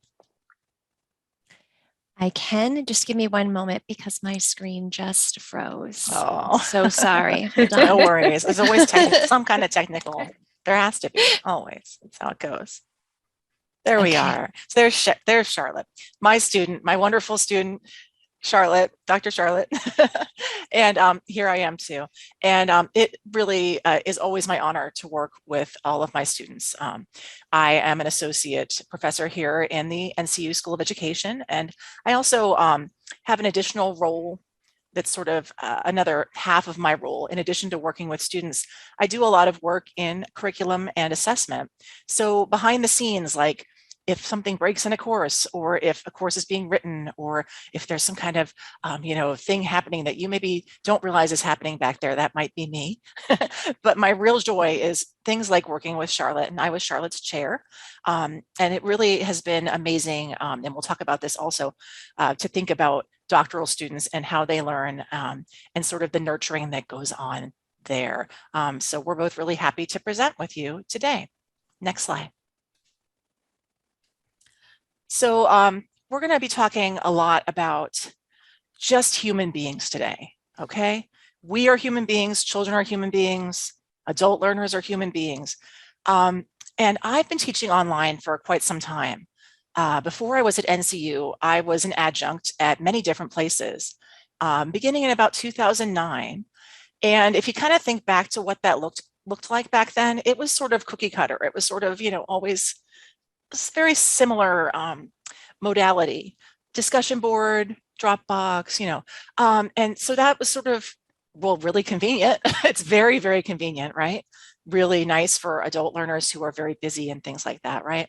But at the same time as it's convenient and it's, accessible, which is great, accessible to rural areas and all kinds of different learners, it was a bit transactional, right? And it has been a bit transactional. And so something Charlotte and I have been thinking about so much, and that I think about in other contexts, is making online learning just reach out from that screen. No matter if we're talking about a small child who maybe is online learning, maybe during the pandemic, or a graduate student, as real as possible, as multidimensional as possible, as human as possible. So Charlotte's going to tell you a lot about that, and I'll pop back in with more later. So we can go to the next slide. So as Maggie mentioned, we really have had a wonderful transactional history that went beyond just the transaction of student and teacher and really became a wonderful relationship. And, going beyond the surface, I really like this image because it was exactly what we talked about. We wanted to dive into what happened. And during the pandemic, I've always had a brick and mortar learning center. And as everything hit, I quickly had to transition overnight. My company is not at all software savvy, and we are not an online facility. And we had to find this navigation very quickly from brick and mortar to personal living spaces. And it was like this light bulb went off, and I was not afraid. And I said, I know exactly what we're going to do. We're going to do a one-on-one model. And I really took my personal experiences as a student. And I've said this before in another podcast that we had done, that I credit NCU for a lot of that strength and growth of understanding how to dive in and really get in on the other side of the screen. And so there was something else that really came to my mind when we started this process. Geographer Soja, if you were not familiar with him, he explores third space theory and the concepts of that space between the physical worlds, such as the space within one's home and the drive to work, or the Rio Grande River separating Mexico and the United States. So that space between holds a lot of complex and extremely diverse realms that we have to learn how to negotiate without neglecting the individual's culture and voice within each space. And so this theory held extreme relevance in this transition from brick and mortar classrooms to this shift of online learning. And as educators, we were no longer in this domain of instruction. Rather, we are now transported into this personal space of each family. So we really became part of each other's families and not just teacher-student relationship. And so a lot of these experiences had never been obviously had before or understood.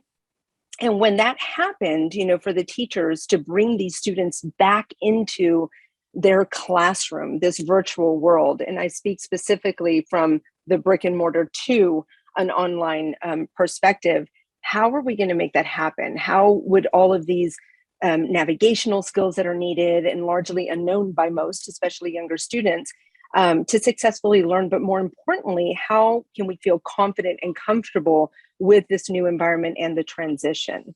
Next slide, please. So this is me again.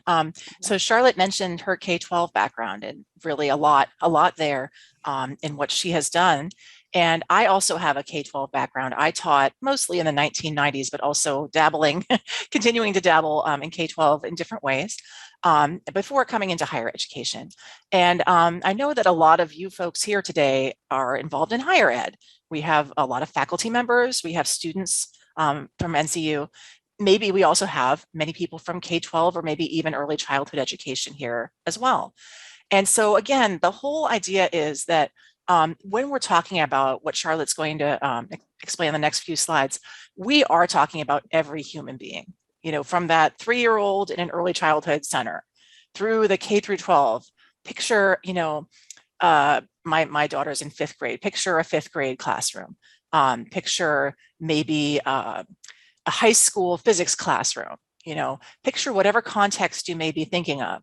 Picture higher ed, undergraduate, community college, master's level, doctoral level, all these things. No matter what, we have a curious being, a human being who needs human engagement and human scaffolding of the learning.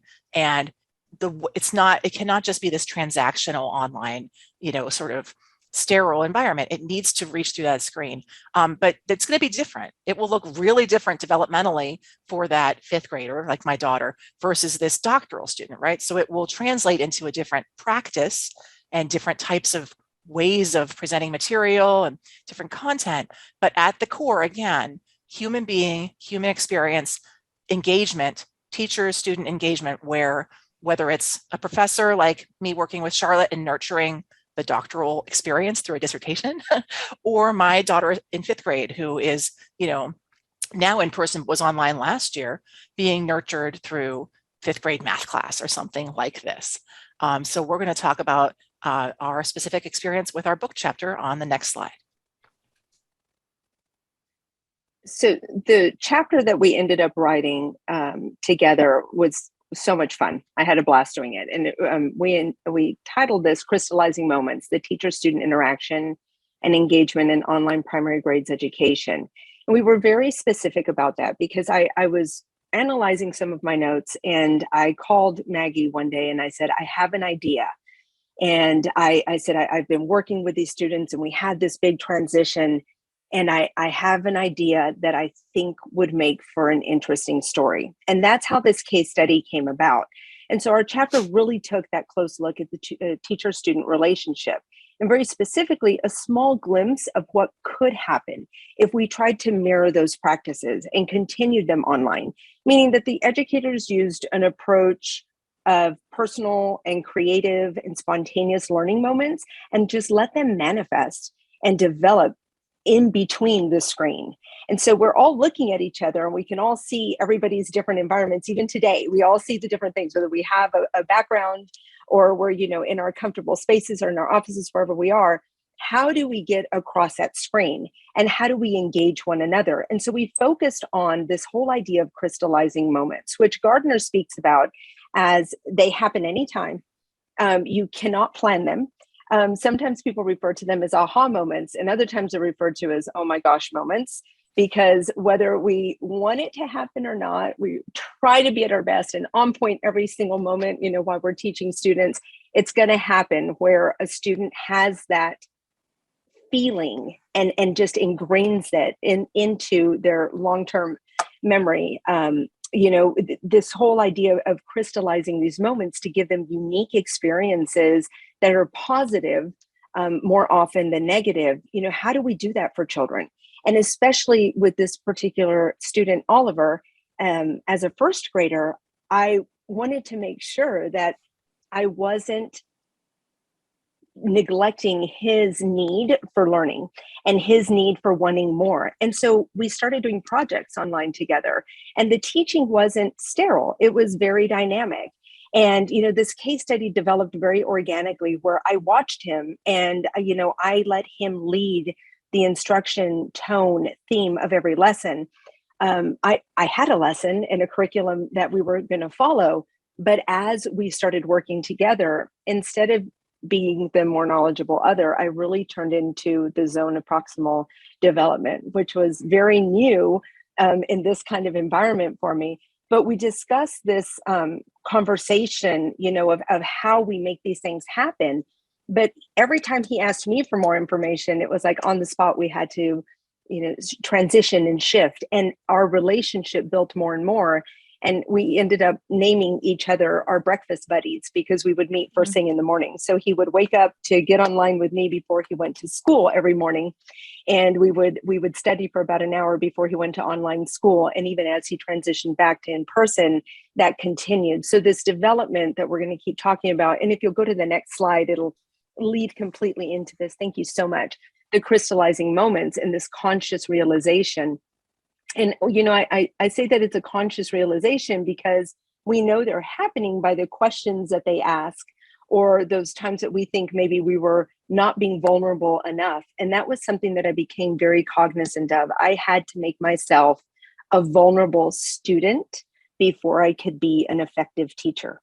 And so I wore that role as, you know, his zone of proximal development, answering questions that I could that maybe made for an uncomfortable challenge for me because I didn't have all the data on hand or the information.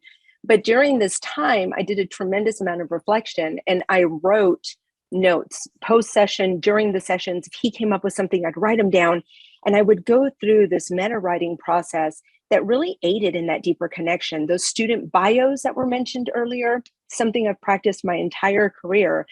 Don't feel guilty of making a spreadsheet or keeping notebook after notebook of student bios. They're incredibly important because when we have those crystallizing moments and you can see that child having either a positive or negative one, or you having the positive or negative one, you definitely want to make note of that. And then we really try hard to go with that focus and really engage ourselves in those kinds of learning opportunities. So I made it just a completely open forum where we would create, we would navigate. You'll see some pictures of that in a little bit.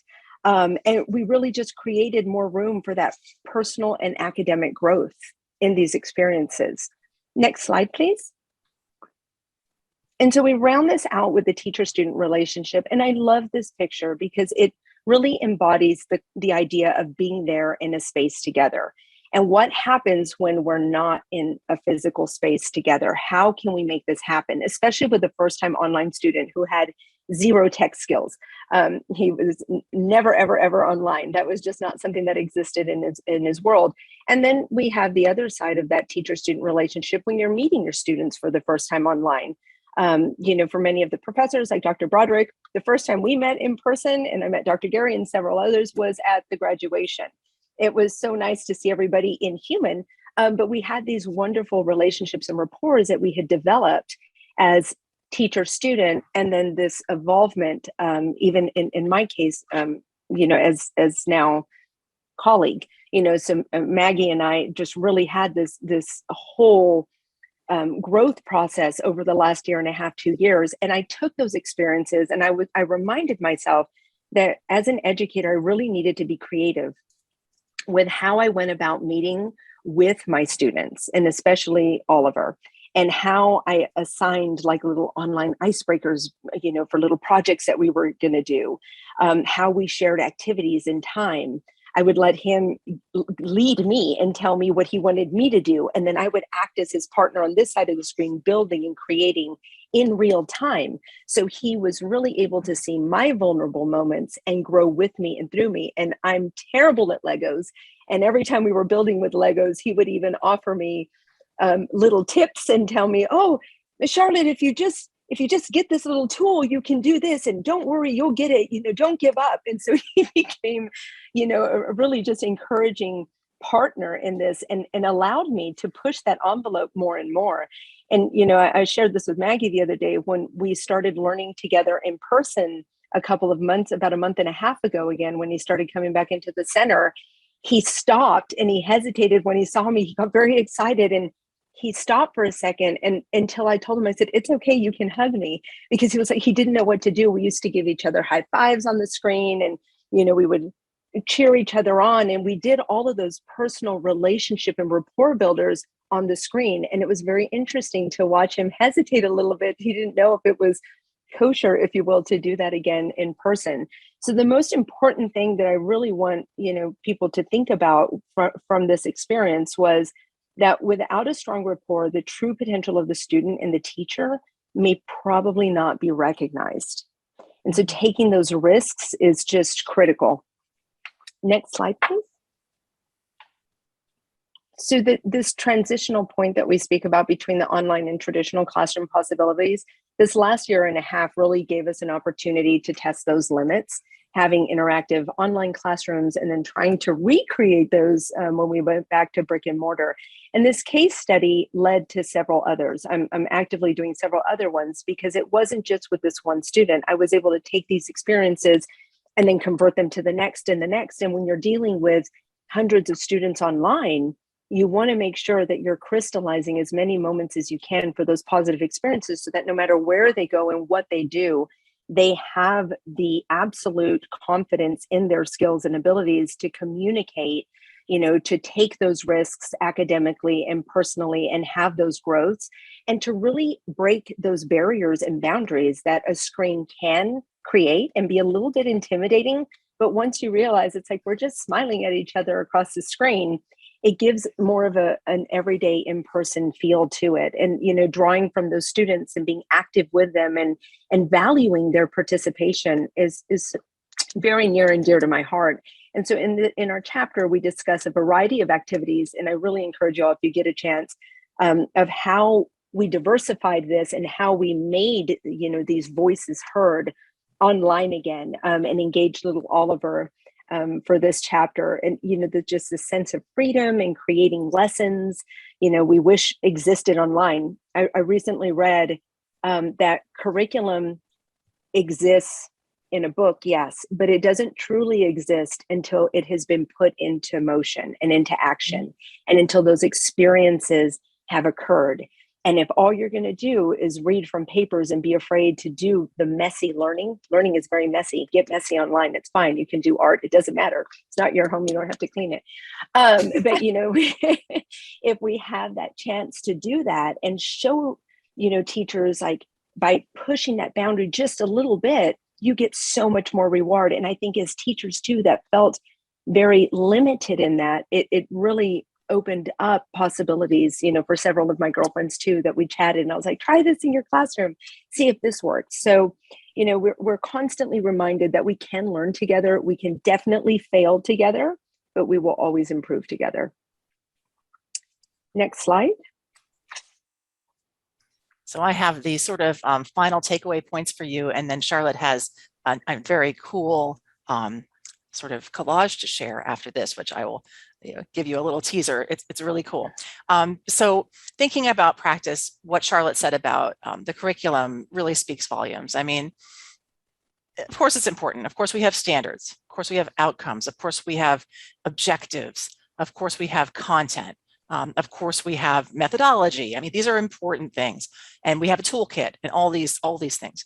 Of course we are developmentally appropriate. So we teach a young child with a certain way, and we teach a middle schooler and a high schooler and a college student and a graduate student in a different way because of their developmental phases. These are all true things.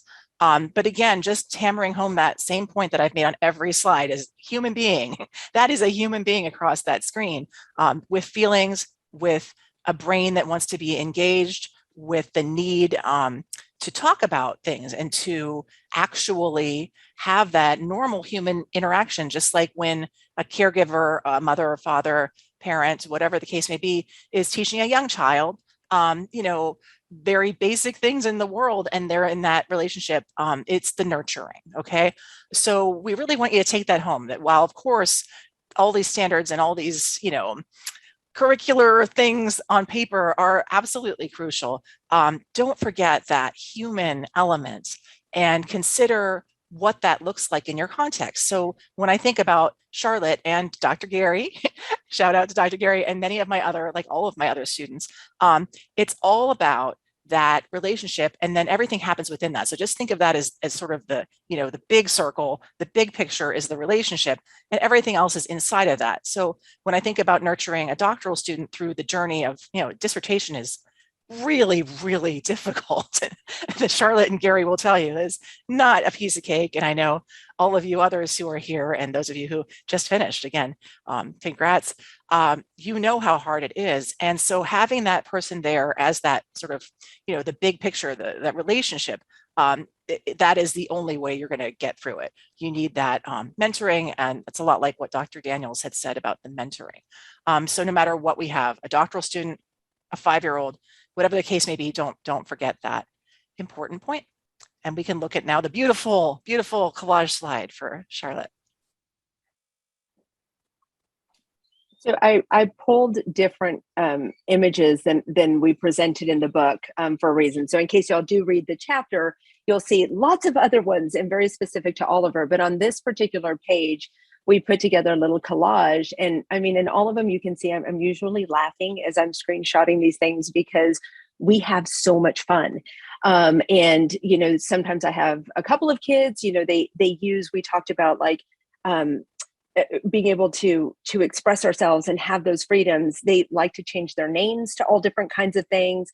Sometimes they're putting on their sunglasses or pizzas on their heads or whatever. They're doing all different kinds of different screen add-ons, to give themselves different voice and identity. And so I encourage all of that. And, in one, we're doing, reading stories, and they're typing things to me like, I still want to know what happened to this guy's nose. He's an alien and his nose fell off. And so we're talking about that. And that led to different discussion. And then in the bottom corner with that little artwork, we literally built an online together. We each built a spin art machine that we made. So they made their spin art machine. I made mine. This happened over several sessions. It was like 3 sessions total. And then we did art projects, and they would tell me, okay, I want you to use these colors and I want you to try these manipulations. And then they would do theirs. And so we talk about math and science and art and all these beautiful things. And then it just becomes just a fun, creative thing, but they would show me what they made. And so we do this share. It's a show and tell constantly online. And this is something that I encourage, all of our teachers to do. Show and tell, definitely. The top one with the little red circles was a seek and find. They would give me clues, or I would give them clues of where to find the telephones that we were trying to locate. And then we did, some word puzzles and based off of some definitions. All of those arrows are them. They were like, yes, I got it. I beat you to it. Everything, all these little things. And in the bottom one, we were studying Sweden, and we had to make these little tomtas. And they're so cute. And Oliver said, I'm going to make a blue one and I want you to make a green one. And then we had our whole little interaction afterwards. So there's so many ways that even if you aren't in that classroom, physically, to still be in a classroom engaged and, developing and growing skills. Soft skills are so critical. And oftentimes, we miss the opportunity. And so I really wanted to crystallize those moments of monopolizing on our soft skills as well as, the academic skills. On the right, that's just some examples of my notes and my note taking, very raw. There's no rhyme or reason. I love color and I have a gajillion colored pens. So the colors really don't mean anything. It's just how I was taking my notes. But that reflection of the notes is invaluable. I have stacks and stacks and stacks of notebooks that I go back to and reflect upon. And I'd encourage anybody to do that. Thank you so much for your time. I really appreciate it. Thank you so much, Dr. Imanshu and Dr. Broderick. That was fabulous. I always feel very inspired after listening to the two of you speak. If you really enjoyed that as much as I did, there is a podcast with both Dr. Broderick and Dr. Imanshu discussing this topic and more on the VESC website.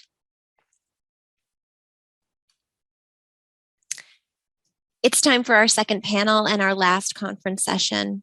It's an honor to introduce to you Christy Shalola, an amazing editor with National Education Partnerships Instructional Design and Development Team. Our previous speaker, Dr. Maggie Broderick, who, true to her earlier introduction, is collaborating with another former student, Dr. Gary Walker Roberts. In addition to being a graduate of NCU, Dr. Walker Roberts, that's a tongue twister, Dr. Gary, is an alumnus navigator for NCU's Center for Teaching and Learning and an assistant professor in the School of Education.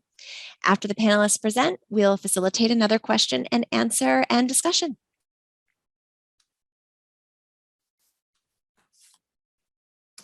Good afternoon, everyone. And my part of the discussion is entitled Different is Not Deficient, Creating Paths to Empathy and Awareness by Utilizing Equity-Minded Frameworks to Develop Culturally Responsive Curriculum. So it fits in great with all the content that's been come before. So my approach, as Amy told you, I'm an instructional design team, and I conduct substantive copy editing. And I take it from the standpoint of trying to understand the course content that will be read and absorbed through the lens of a diverse student population with multiple lived experiences, and that will reflect their intense awareness and impact of current events, historical occurrences, and recent tragedies. This means, among many things, that the content should reflect diverse resources, viewpoints, inclusive language, tones that acknowledge and respect the diverse student population that we serve. So today I'll try to offer you a few strategies to consider. Next, please. So in this particular slide, you see that cultural awareness, empathy are essential to an educational environment. So it's important to create ways to effectively incorporate genuine empathy and cultural awareness as vital parts of an educational experience, which hinges on the curriculum, particularly within an online and virtual environment. As you can see in this particular Venn diagram, this is how these elements of students' lived experiences, empathy, cultural awareness, course curriculum or course content, and the equity-minded frameworks may meet. Of course, it is important that these elements are intentionally addressed and considered before and during the course development or review process, instead of addressing them as an afterthought at the end. Next slide, please. One of those elements is cultural awareness, which is the ability and willingness, as it says on the screen, to objectively examine the values, beliefs, traditions, and perceptions within your own and other cultures. At the most basic level, it is the ability to walk in someone else's shoes, which is also known as empathy. Next slide.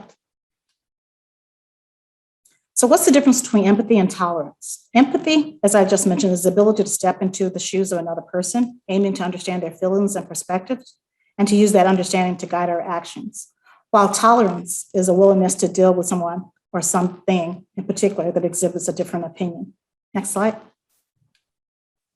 In fact, tolerance can sometimes perpetuate otherism, or as depicted in this illustration, a them versus us attitude or environment, where the conditions of this tolerance or putting up with someone or something different appears to have a definitive expiration date.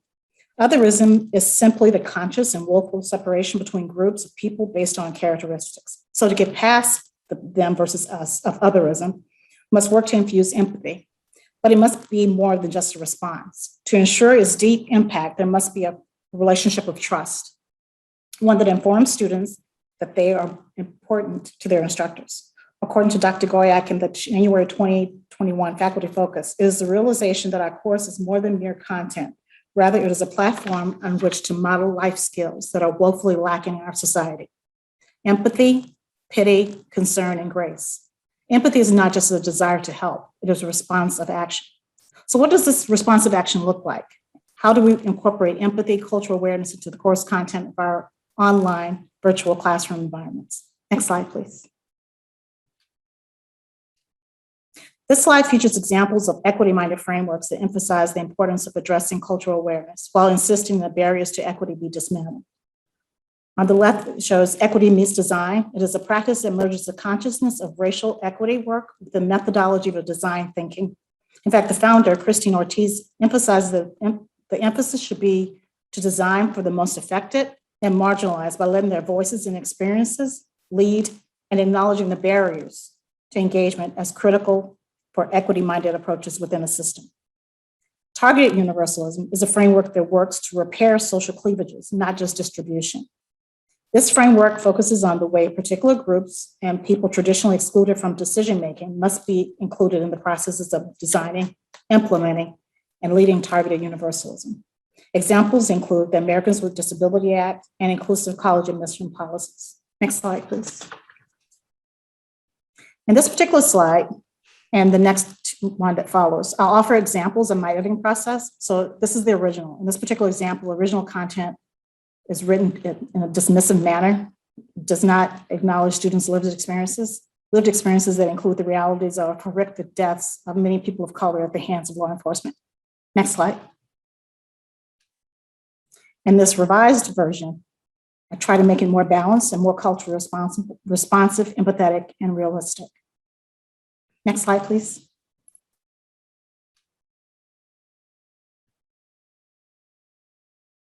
Next slide. I'm trying. 1 second. Okay. Okay. Sorry about that, No Christy. problem. Thank you. I thought maybe you didn't hear it, but thank you. That's I get a technology little- for you. Okay. It is. I'm so sorry. No problem, no problem. In this particular example, the original sentence reflects a lack of empathy and cultural responsiveness. For example, it talks about a person's existence, and a person's existence, as you see in this statement, should never be referred to as illegal. It's a dehumanizing description that ushers in other terms designed to deprive people of their respect and dignity. Next slide, please. In this revised version, I focus on the policy and not the person making every effort to remove those negative references. Next slide, please.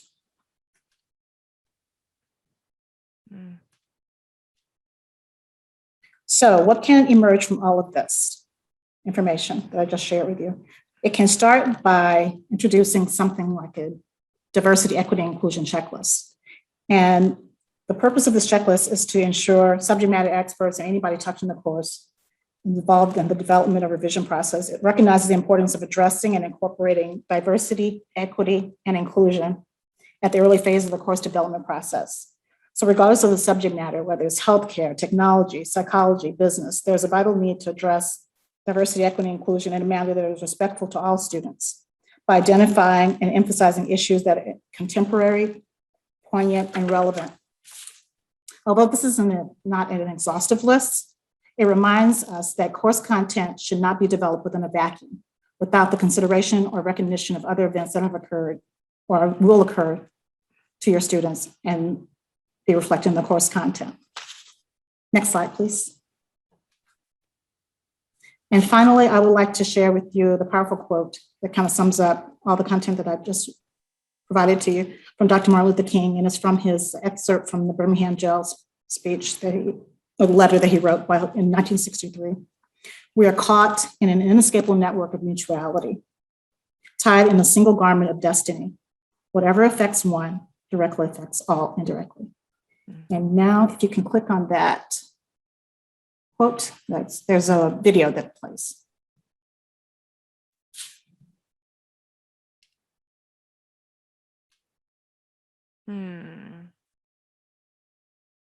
Yeah. Are you seeing the video?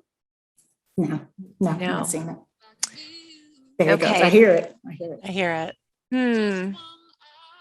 Well, if it doesn't pop up, I'll tell you where you can find it. It's called Walk a Mile in My Shoes. And if you have time to go online and look for it, it's excellent. I've seen it a few times on television, but it is very powerful. It's an image of people interacting with different people, most of them immigrants, and they shun them initially, but by the end of the commercial, they're more welcoming.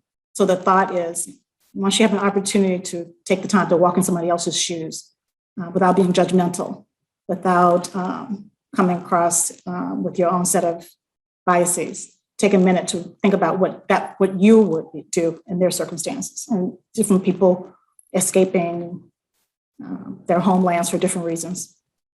Just think about that. So that's what the video is about. But it's entitled "Walk a Mile in My Shoes." And I thank you for your time.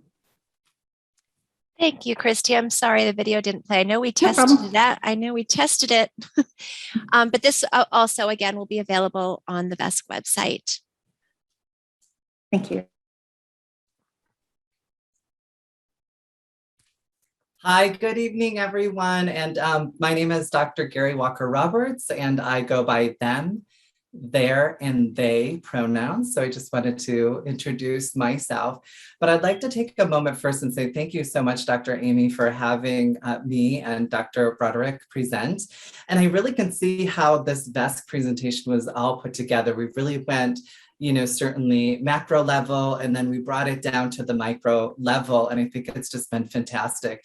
And we're going to kind of pick up where Christy had left off and talk about educational practices for honoring exploring identity and agency in the Zoom environment or e-learning. And, you know, I love what Christy said, the DEI checklist, right, for content, that's definitely behind the screen. And Dr. Broderick and I are going to bring out what's happening on the screen. So I love that it just funneled us right into this. So without further ado, I would like to have Dr. Maggie introduce herself. But I was thinking as we were going through this, from Dr. Quincy talking about mentor mentee, definitely Dr. Broderick was my chair. I was like, did she just get lucky to get a lot of great mentees, or is she just a great mentor? So, you know, she has just been absolutely fantastic, and everything she says has been true. And I want to take a moment as we talk about identity and agency to have a little VESC party with the bouquet rainbow and bring a little animation to allow everyone to have that agency to be who they are in a Zoom room. So without further ado, I would like to pass it on to Dr. Broderick to introduce herself yet again. Thanks, Dr. Gary. Oh my goodness. I mean, it really has been like a pleasure to have incredible students. I feel like I win the lottery sometimes, like with these incredible students, and then to see them grow through, you know, that relationship, just amazing. So yes, I was Dr. Gary's chair, and I'll tell you a really quick story. There was a time, Dr. Gary probably remembers early on, where there was like a glitch in the system, and they tried to take my Dr. Gary away from me. Remember, there was like some glitch, and they got reassigned. They got reassigned to somebody else for like a day, and I was like, no, you will not take my Dr. Gary. Well, you weren't Dr. Gary yet. You'll not take my student, Gary Walker Roberts, away. And I'm sure glad they didn't. So yes, and you all know I presented earlier with Charlotte. I'm an associate professor, also with some roles in curriculum and assessment. My pronouns are she, her, and hers. And Dr. Gary and I are going to tell you, as they said, about some very specific things about language. I'm a language person. I taught German. I'm an ESL teacher. Also taught some music, but that's another story. But the thing is, language is extremely important. When we talk about culture, like our previous presentation from Christy and some other presentations this evening, and we talk about all sorts of things with identity, language is a tool, and you need to think about language and consider it mindfully. So Dr. Gary will begin and tell us a few things about that. Absolutely. Thank you, Dr. Broderick. So on this slide, if you notice the purple unicorn in the center. So the purple unicorn is something that we use in the LGBTQIA+ community to really differentiate between sexuality and gender identity, two totally different things. And as a culture, we've married both of those things that now we're trying to unpack those identities. And this rainbow, this unicorn is so great. You'll see the rainbow coming from the mind. The heart is who you fall in love with. And then you have the DNA between the legs, which is your sex or gender that you're assigned at birth. However, you can fluctuate throughout your life on the gender spectrum. So we're going to take a gender approach to this today. But before I do that, I wanted to pause, and you can allow agency with your students on Zoom. If you look at the toolbar at the bottom of your screen, you will see something that says reaction. If you click on that reaction icon, you will see that you could raise your hand, put a thumb up, but Zoom allows you to choose the skin tone. So that's giving agency over your individual body. And also, I always ask for like little celebrations, and I've already thrown it up before, but my little rainbow. So it lets you have that encouraging, fun identity with your students if you're in the Zoom room. So again, let's talk about gender specifically though. So if you could go to the next slide, Amy, that would be wonderful. And this is a word cloud on gender. So as you can see, you have many different words populating, but the biggest words that you see on this word cloud are female and male. So that is the gender binary. And one thing that I would like to pull out is that we are moving to a society that's letting us express more than the binary gender system. And people say to me all the time, Gary, why are we doing this? Like, can't everyone just conform? And I always say inclusion is contagious. So if you show that we can be more inclusive with gender identities, because if you look at the historical context of gender, it wasn't just female male. There were many societies that lived outside the gender binary system. And I want to take a proud moment right here, just because like Charlotte said, we just got back from graduation. And in the graduation book, it broke down the gender. So it was celebrating our graduates. And 56% of women identified as female, 41% of men identified as men, and 3% of the graduates identified as non-binary.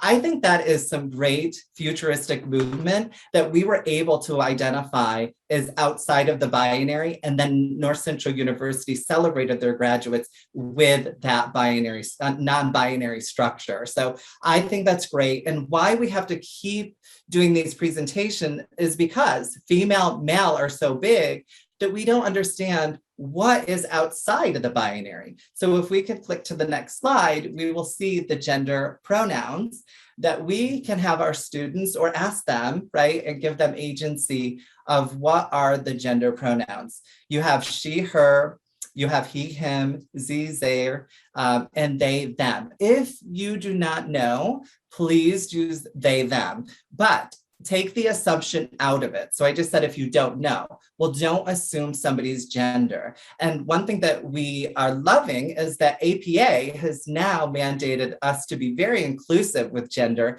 And if you're writing any course room papers at North Central University or your dissertation, you have to use gender neutral language. So I have my bachelor's in ethnic studies, gender, and sexuality. And it was very difficult for me as a non-binary person to really write outside of the gender binary.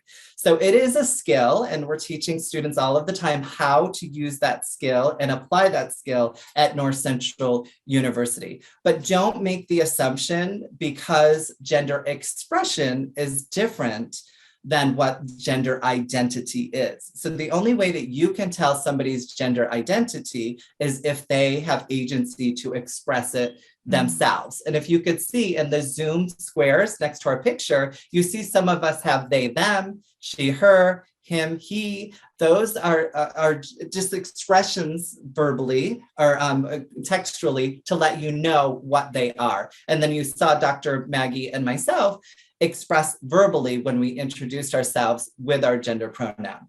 Here's a little caveat of that though. So say this is your Zoom room and you see like maybe some people expressing, some people aren't. Hey, perhaps what we are looking at right now, right? You do not want to call somebody out. You don't want to pick on somebody and say, Mike, what are your pronouns, right? Because then you're letting everybody in Zoom know that you're confused, maybe somebody else is confused. So if you're going to be inclusive, you want to make sure that you ask or invite all participants to put their pronoun in their bio next to their name. So just be very careful that if you have an inclusive heart and then you see somebody and you go, well, I want to be respectful to that person and I'm kind of confused because of the gender expression. Can you, Gary, tell me what your gender pronouns are? But you didn't ask anybody else in the Zoom room. You could create a dangerous situation for that person, right? So just be really cognizant of really asking about pronouns in the Zoom room, or if you're an in-person brick and mortar classroom as well, as you know, you have everybody introduce themselves and then all of a sudden you go, well, what pronoun do you want to go by? So just if you're going to ask one person, be inclusive and make sure we all do it. And as teachers, we can be that example and start out just like, again, Dr. Broderick and myself did in our introductions by saying, you know, what pronouns we go by. So Dr. Broderick, if you'd like to add on to this slide, that would be great. Thanks, Dr. Gary. So, you know, this reminds me that I do want to share the link to our longer presentation. I'll do that in a second, the YouTube video for our presentation, because in that presentation, we do present for a full hour and we tell a lot of stories. Dr. Gary has a lot of really excellent examples and stories. And I'll tell you here that this is very personal to me because my son is transgender. So this is a journey I've been on as a parent personally. And it's very, very important to me to think about. And so, you know, probably someone in your life has been on a similar journey in some regard, some way. And so if you would like to listen to our full presentation, I'll put that link in the chat now, and you can kind of hear all those stories, because I think Dr. Gary says on our presentation, I won't have the exact words, but something like, once you hear someone's story, you know, what was it exactly, Dr. Gary?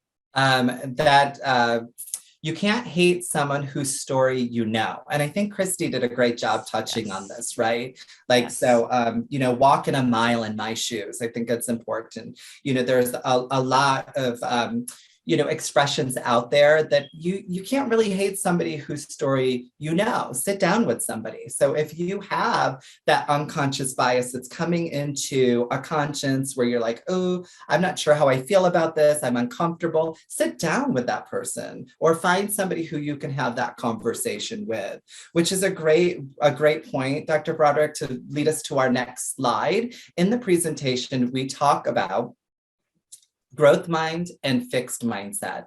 Amy, if we can move to the next slide, or are you trying and it's frozen? There we go. Awesome. So we have growth mindset and fixed mindset, right? And so I think as educators, we understand this, and sometimes we don't. You could have a growth mindset in one area, topic, or subject, and a fixed mindset in another. So you have to make sure that you're really testing yourself, looking in the mirror and saying, how did that make me feel? You know, that people at this conference were wearing pins that had, you know, their gender pronouns, and I didn't feel comfortable doing it. Like, you know, really getting to know how your emotions are expressing and to see where you fluctuate between growth mindset and fixed mindset. But I've also had, you know, people that I've worked with, or students that I've worked with, or colleagues that I've worked with that want to be growth mindset, right? And I always say that there's another, it's in the webinar, but, you know, do you have a heart growth set, or do you have a fixed heart set? Which means, are you coming from a place of love in your heart, and then your mind will follow, right? So first you have to acknowledge, yes, I want to be inclusive. Yes, I want to learn this, right? And Dr. Broderick, circumlocation, we're going to talk about that, right? But circumlocation, she will give you the definition of that. But do you want to, in your heart, be inclusive and change your vernacular? Or are you fixed mindset where you're like, no, everybody just needs to, you know, join the party, stay on this page. And I think, you know, if I may, Dr. Amy Lynn, you said today, you know, guys, and then you go, oh, wait, check mark, let me reverse, you all. So I think it's giving yourself that room to have those you know, corrections and say, wait, let me back up and let me correct it and move forward. And then once that skill starts to develop, you will see that it'll roll off your tongue very quick and easy. I just had somebody say to me the other day, if I may, like, oh my God, LGBTQIA plus, oh my, I can't even say that, right? Like it's this acronym that's so long. And I said, well, if you keep practicing and just say LGBTQIA plus, then it starts to roll off your tongue a bit easier. And they go, okay, that's fair enough, Gary, thank you. And I said, no problem. And we went on, and they went on to the presentation, and they did a perfect job at it. And afterwards we celebrated. I grabbed my rainbow flag and we had a celebration. But you know, it starts with the heart first. And with the growth mindset though, it can be very traumatizing if an educator has a fixed mindset and the student says, oh, my pronouns are they, them, or, you know, he, him, or she, her, and they can see that maybe there's a transition going on, and they say, no, that's not happening in my class or in front of me. And they deliberately misgender. And in our webinar, we asked how many people had been misgendered purposefully. And there were some comments that they had been misgendered personally. Mm-hmm. And that to me is just, the heart is not willing to change. And it's very traumatic. And the education process shuts down, right? So nobody wants to learn from somebody who's going to be bigoted toward them, and it doesn't make a comfortable environment. So we want to make sure that we're being inclusive. So Dr. Broderick and I would like to do some circumlocution with you, and I'll let her on the next slide. We'll go to the next slide, Amy, but she will describe circumlocution and how we can practice using that vernacular and vocabulary. Thanks, Dr. Gary. It was so cool on the last slide too, because I had a crystallizing moment, Charlotte, because on that slide, there was something on the last slide that said exactly the thing from the earlier presentation about having joy in the success of others. And there was something literally on our slide about it. So beautiful crystallizing moment there. So yes, I'll put on my language nerd. I'm sorry, Dr. Broderick. What was that word? Oh, what was it? It's in the chat. It's in the chat. Find it, Dr. Gary, and repost it for us, or we could ask. Dr. Was it Gerberman? What was that word? Yes, what was it, Dr. Gerberman? It was mudita. I'll put it in the chat. Excellent. Yes, so we are referring to the great same words. thing. I love it. I love it. So language nerd hat for me as well. Circumlocution is when you use different words. So when you circumlocute, you, and again, I love language, and language is awesome. That's why I notice these things. So I'll be the nerd here about this. That is when you say something in a different way. So if you want to say, my house, you can probably think of 10 different words for that. My domicile, my home, my, whatever. You can think of so many different words, right? You could say it in several words. You could say the place where I live. And that is what human beings do. They negotiate meaning with one another. Language is fluid that way. If somebody doesn't know the word house in your language and you say the place where I live, you get the message across. This is the same idea as this circumlocution. So Dr. Gary can explain these examples, but just take a moment to think about how your brain is really flexible, and you can kind of overcome maybe some implicit bias by using circumlocution and doing a different way of saying something.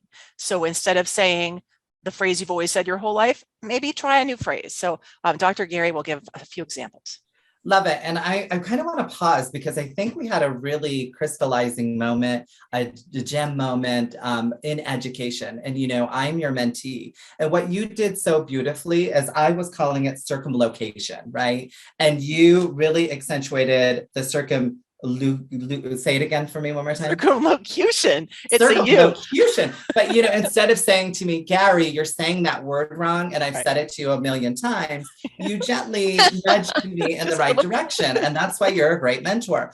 And that's exactly what we do with language. Or so, don't blame yourself sometimes for your unconscious bias. It's unconscious for a reason. That means culturally, family, pop culture, all of these, institutional racism, all the institutions have guided your mind since you were young to think like this. So then when someone challenges it, you're like, ooh, I'm not comfortable with that. So don't blame your mind sometimes, but look at your heart. And I want to keep going back to that because I think we just saw a real great action of how we educate. And thank you for that, Dr. Broderick. And now we'll move on to the growth mindset in action. So you saw the wonderful animation.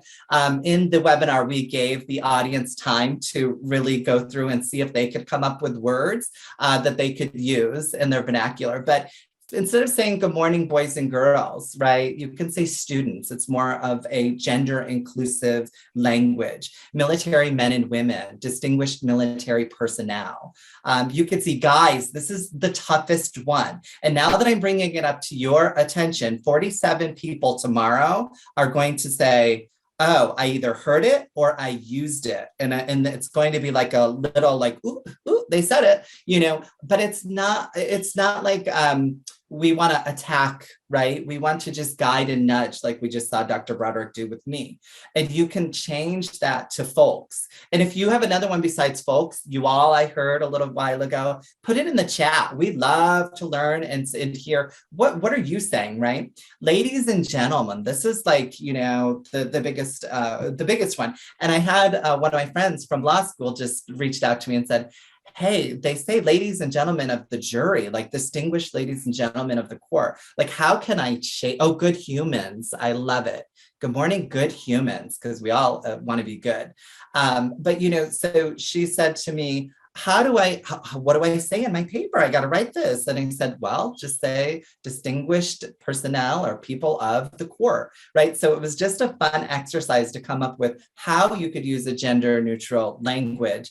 Thank you, Jackie. I say biologist. Yes, you teach biology, but great, right? I make a joke all the time. I go, I had to go through the rigor of North Central University with my degree right there and a little pretty penny to do so. So you can't call me Mr. Walker. It's Dr. Walker, right? It's a gender neutral address. So good morning, people. I love seeing this. Thank you. Also, girlfriend, boyfriend, partner, spouse, better half. I've heard that one before. He, him, and his. We already went to that. But use until somebody identifies or verbally or contextually says how they identify with their gender. I would just keep it just simple to they, them, theirs. And it does take a little bit of practice, right? So whether you're writing it or if you're verbally expressing, try they, them, theirs. And then usually what will happen is if they do identify in the gender binary, they will say, you could use she with me, or you could use he with me, but you never get it wrong with they, them. So if you do say he, she, to somebody who identifies as non-binary or they, them, and then you say him, then you did misgender. And when there are studies that show when you misgender somebody, they shut down. They tend to shut down, especially if there's an authoritative dynamic, like a boss to an employee, a student, a teacher to a student, a dean to a professor. They will shut down because we as a society feel uncomfortable to correct up. We feel really comfortable to correct down, but we feel very uncomfortable to correct up to a boss or somebody who has a higher authority. So just kind of keep those nuances in mind. And then we'll wrap it up. So, I know that we're going to move on to discussion, but like everyone has said, there's an hour that we have a webinar that we put in the chat that you can catch Dr. Broderick and I talking about this topic, which is so near and dear to our hearts for an hour, but it's ongoing, right? You could reach out to us at any time. And we celebrate successes in the webinar that North Central University has done an amazing job to really make sure that equity, diversity, inclusion is at top of mind. Social justice, absolutely. And I don't know if you caught it, but at graduation, I whipped out my rainbow flag and I did a little twirl. And Dr. Harpool said, oh, I wish I would have saw it. He couldn't see around the dean. He said, I would have came over and shook it with you. And I said, oh, that's okay. But he's so supportive.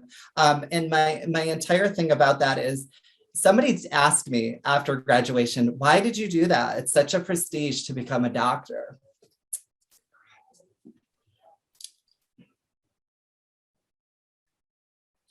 And I said, I did it because LGBTQI people couldn't occupy spaces and put in a closet. And that was a moment that I wanted everybody to know that we're here, we're proud, and we're queer. Thank you.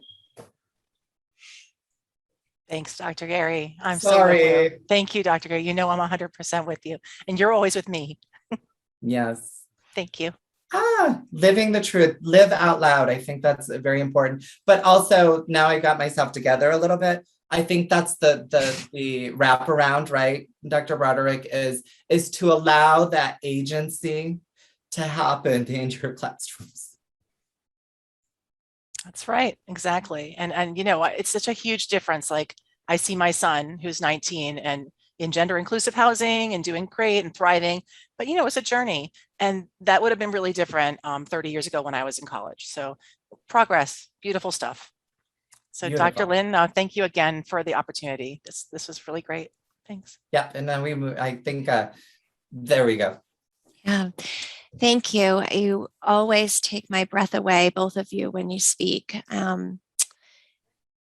Yeah, really powerful. Thank you. Thank you. Okay, it is time for our last chat, so get vocal. Feel free to raise your hand, use the hand feature, post in the chat. Dr. Babcock is watching, or just unmute yourself if you have something to share right now.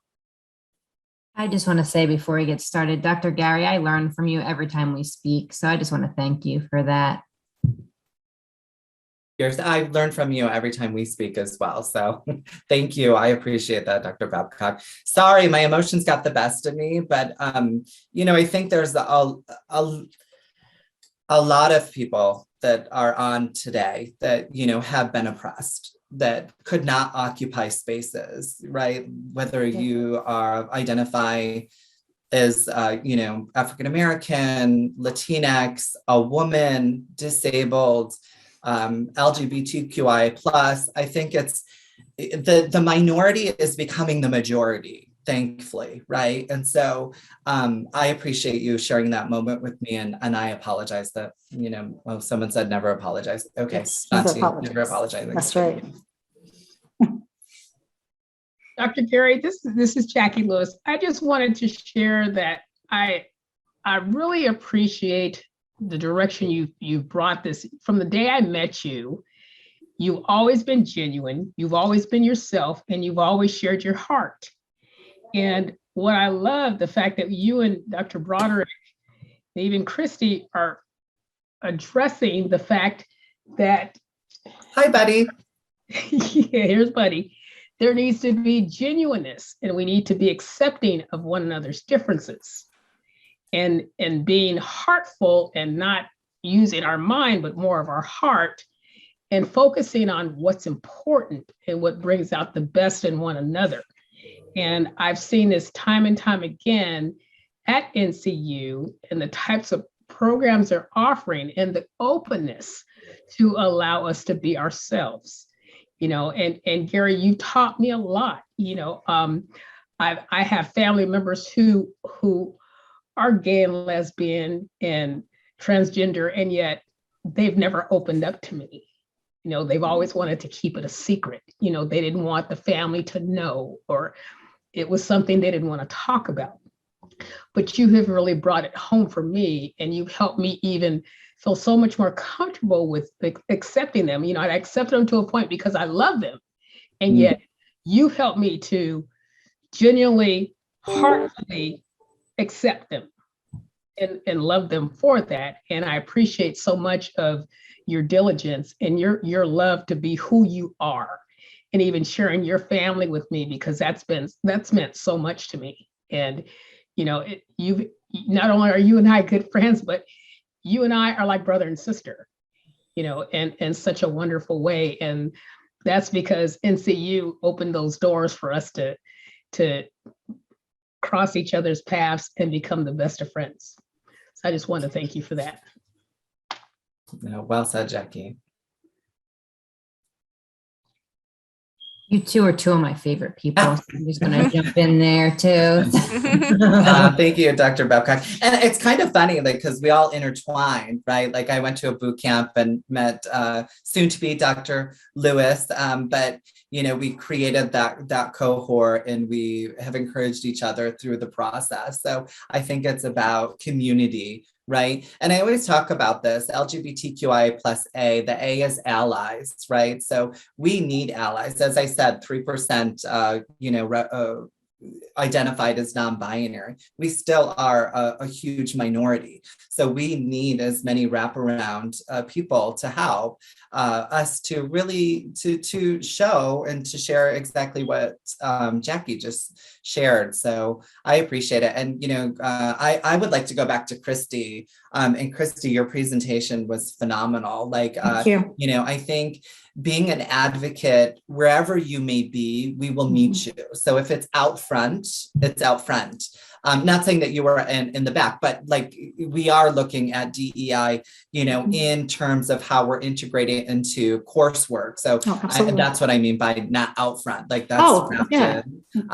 So I loved that you circled that in your presentation. Thank you. And I have no problem being in the background because a lot of times people will see my name on their coursework in terms when it's being reviewed, and they have no clue typically as to who I am. But then that's fine, because what I do, I love it because I look at content from a student's perspective, and it, you know, our population is very diverse. So I try to put myself literally in the shoes of another person as they're reading the content, what it is that they're feeling. How are they taking this content when they read it? Are they offended by it? Is it only one-sided to the content that we can bring more into it, especially in terms of social justice, diversity, equity, and inclusion? Awesome.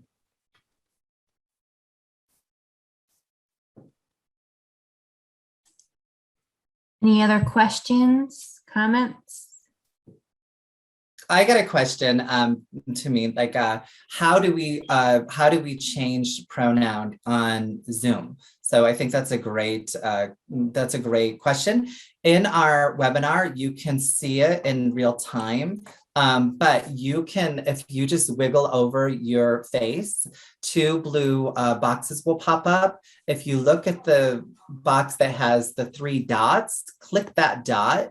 Scroll all the way down to rename. Once you get to rename, you can type whatever name you want. I think it was Charlotte who said, you know, K-12 especially, I love teaching in K-12.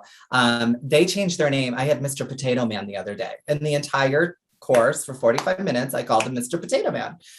And you know what? Some people are like, oh, I think they're doing it on purpose. And I'm like, it's a one-to-one model. So, I mean, he's getting entertainment from me calling him Mr. Potato Head. So be it. But let me tell you, it got the wall down, and we were able to have a great 45 minutes of learning. And then after you put your pronouns, just click the blue OK, and then it will populate and update your gender pronoun. You can change your name there as well. So you can change your name. And yeah, so that's how you can be very inclusive. The other things Dr. Broderick and I went over were that you can also put your gender pronouns in Teams. You can also put your gender pronouns in our Commons. So Commons gives you that agency to do so. Where else did we have on emails and an email signature? Yes, that's right. LinkedIn. LinkedIn, thank you. Yes, email signatures. And you know, the other thing someone brought to my attention, if I may share, they said, but Gary, does it mean that I'm not inclusive if I don't put a rainbow flag in my e-signature? And I said, absolutely not. We are not looking, most people are not looking at e-signatures or looking at, you know, like name descriptions to see if they are, you know, certainly excluding. But what it does do, it's a signal to those who are looking for that acceptance or that inclusivity. And they go, oh, okay, thank you. And I said, no, absolutely. The next email I got, it had the flags on it. And I thought, oh my God, you know, it's powerful. So like I said, inclusion is contagious. So once you're spreading that message, I feel that human beings want to be more, you know, inclusive than they want to exclude. And if they want to exclude, they're usually purposeful about it. And it will show from the heart and you'll recognize it right away. So great question. Oh, I want to share, in addition to what Gary was saying about the inclusive language, I work a lot with the APA manual. I know a lot of your students do too. And the newest edition, which is the 7th edition, has great sections called bias-free language. I can't remember offhand what chapter it is, but it's great information. So they address the majority of what Gary mentioned in his presentation. He and Dr. Broderick mentioned in the presentation. So it's like, if you don't know how to do it, it gives you information about how to do it in terms of gender, race, everything. So it's a good read. Yes, Christy, and thank you. I don't know what chapter it is, but I can tell you where you can find it in the CTL. So what we have done in the CTL, the powers that be have extracted all of the most important pertinent information from APA, and we put it into the Academic Success Center. So if you need or a student needs to find that, just come see me and I can help them navigate to where they can find it at North Central University. Or if they have the book, we can find out what chapter that's in as well. So great call. Chapter 5. Chapter 5, right? yes, Yes. very good. Yes. I was just looking that up. That's too. Dr. Yeah. Babcock, are you really happy with that? Jackie comes in with Yes. chapter 5. Look at that. Thank you. Yeah. Love that. Awesome. Well, thank you so much. And Jackie knows her APA. Can we have a little party, a little celebration? I think it's the end. If you go down It to is. your reactions, go ahead and put what you're feeling right now as your reaction, just to give you some, oh, Jackie's laughing. Yes, thumbs up. Yes, some hearts out there. Throw them up, which is really fun to do, right? So where are you feeling at the end of this conference? Smiles. Yes, double hearts, Charlotte. Nice. Thank you, Linda. Thumbs up. There we go. Yes. A big celebration by Dr. Barnes. Thanks, Dr. Gary. You're welcome. Thumbs up. Yay. Good. Love it. Okay, if there are, thank you, Gary, for suggesting that. I'm hoping at the close we could get some feedback in the chat because I can't capture the emojis, although they are tons of fun. Before we close, I want to remind you of next week's free book discussion with Dr. Linda Dale Bloomberg, our opening speaker from tonight's conference. You can register for this event on the VESC website. You'll also be signed up for our new monthly email, and you will receive monthly updates with our new blogs, podcasts, and webinars, and opportunities to become a presenter for VESC. This conference was a collaborative effort that involved a wide range of support from several different departments at North Central University, National Education Partners, and National University. I am incredibly grateful to be a part of this amazing team. Thank you for joining us, and we look forward to seeing you again. Please do post a few words in the chat about maybe parts that you enjoyed or something you'd like to see at our next conference. Thank you. Thanks so much. Thank you. Thank you.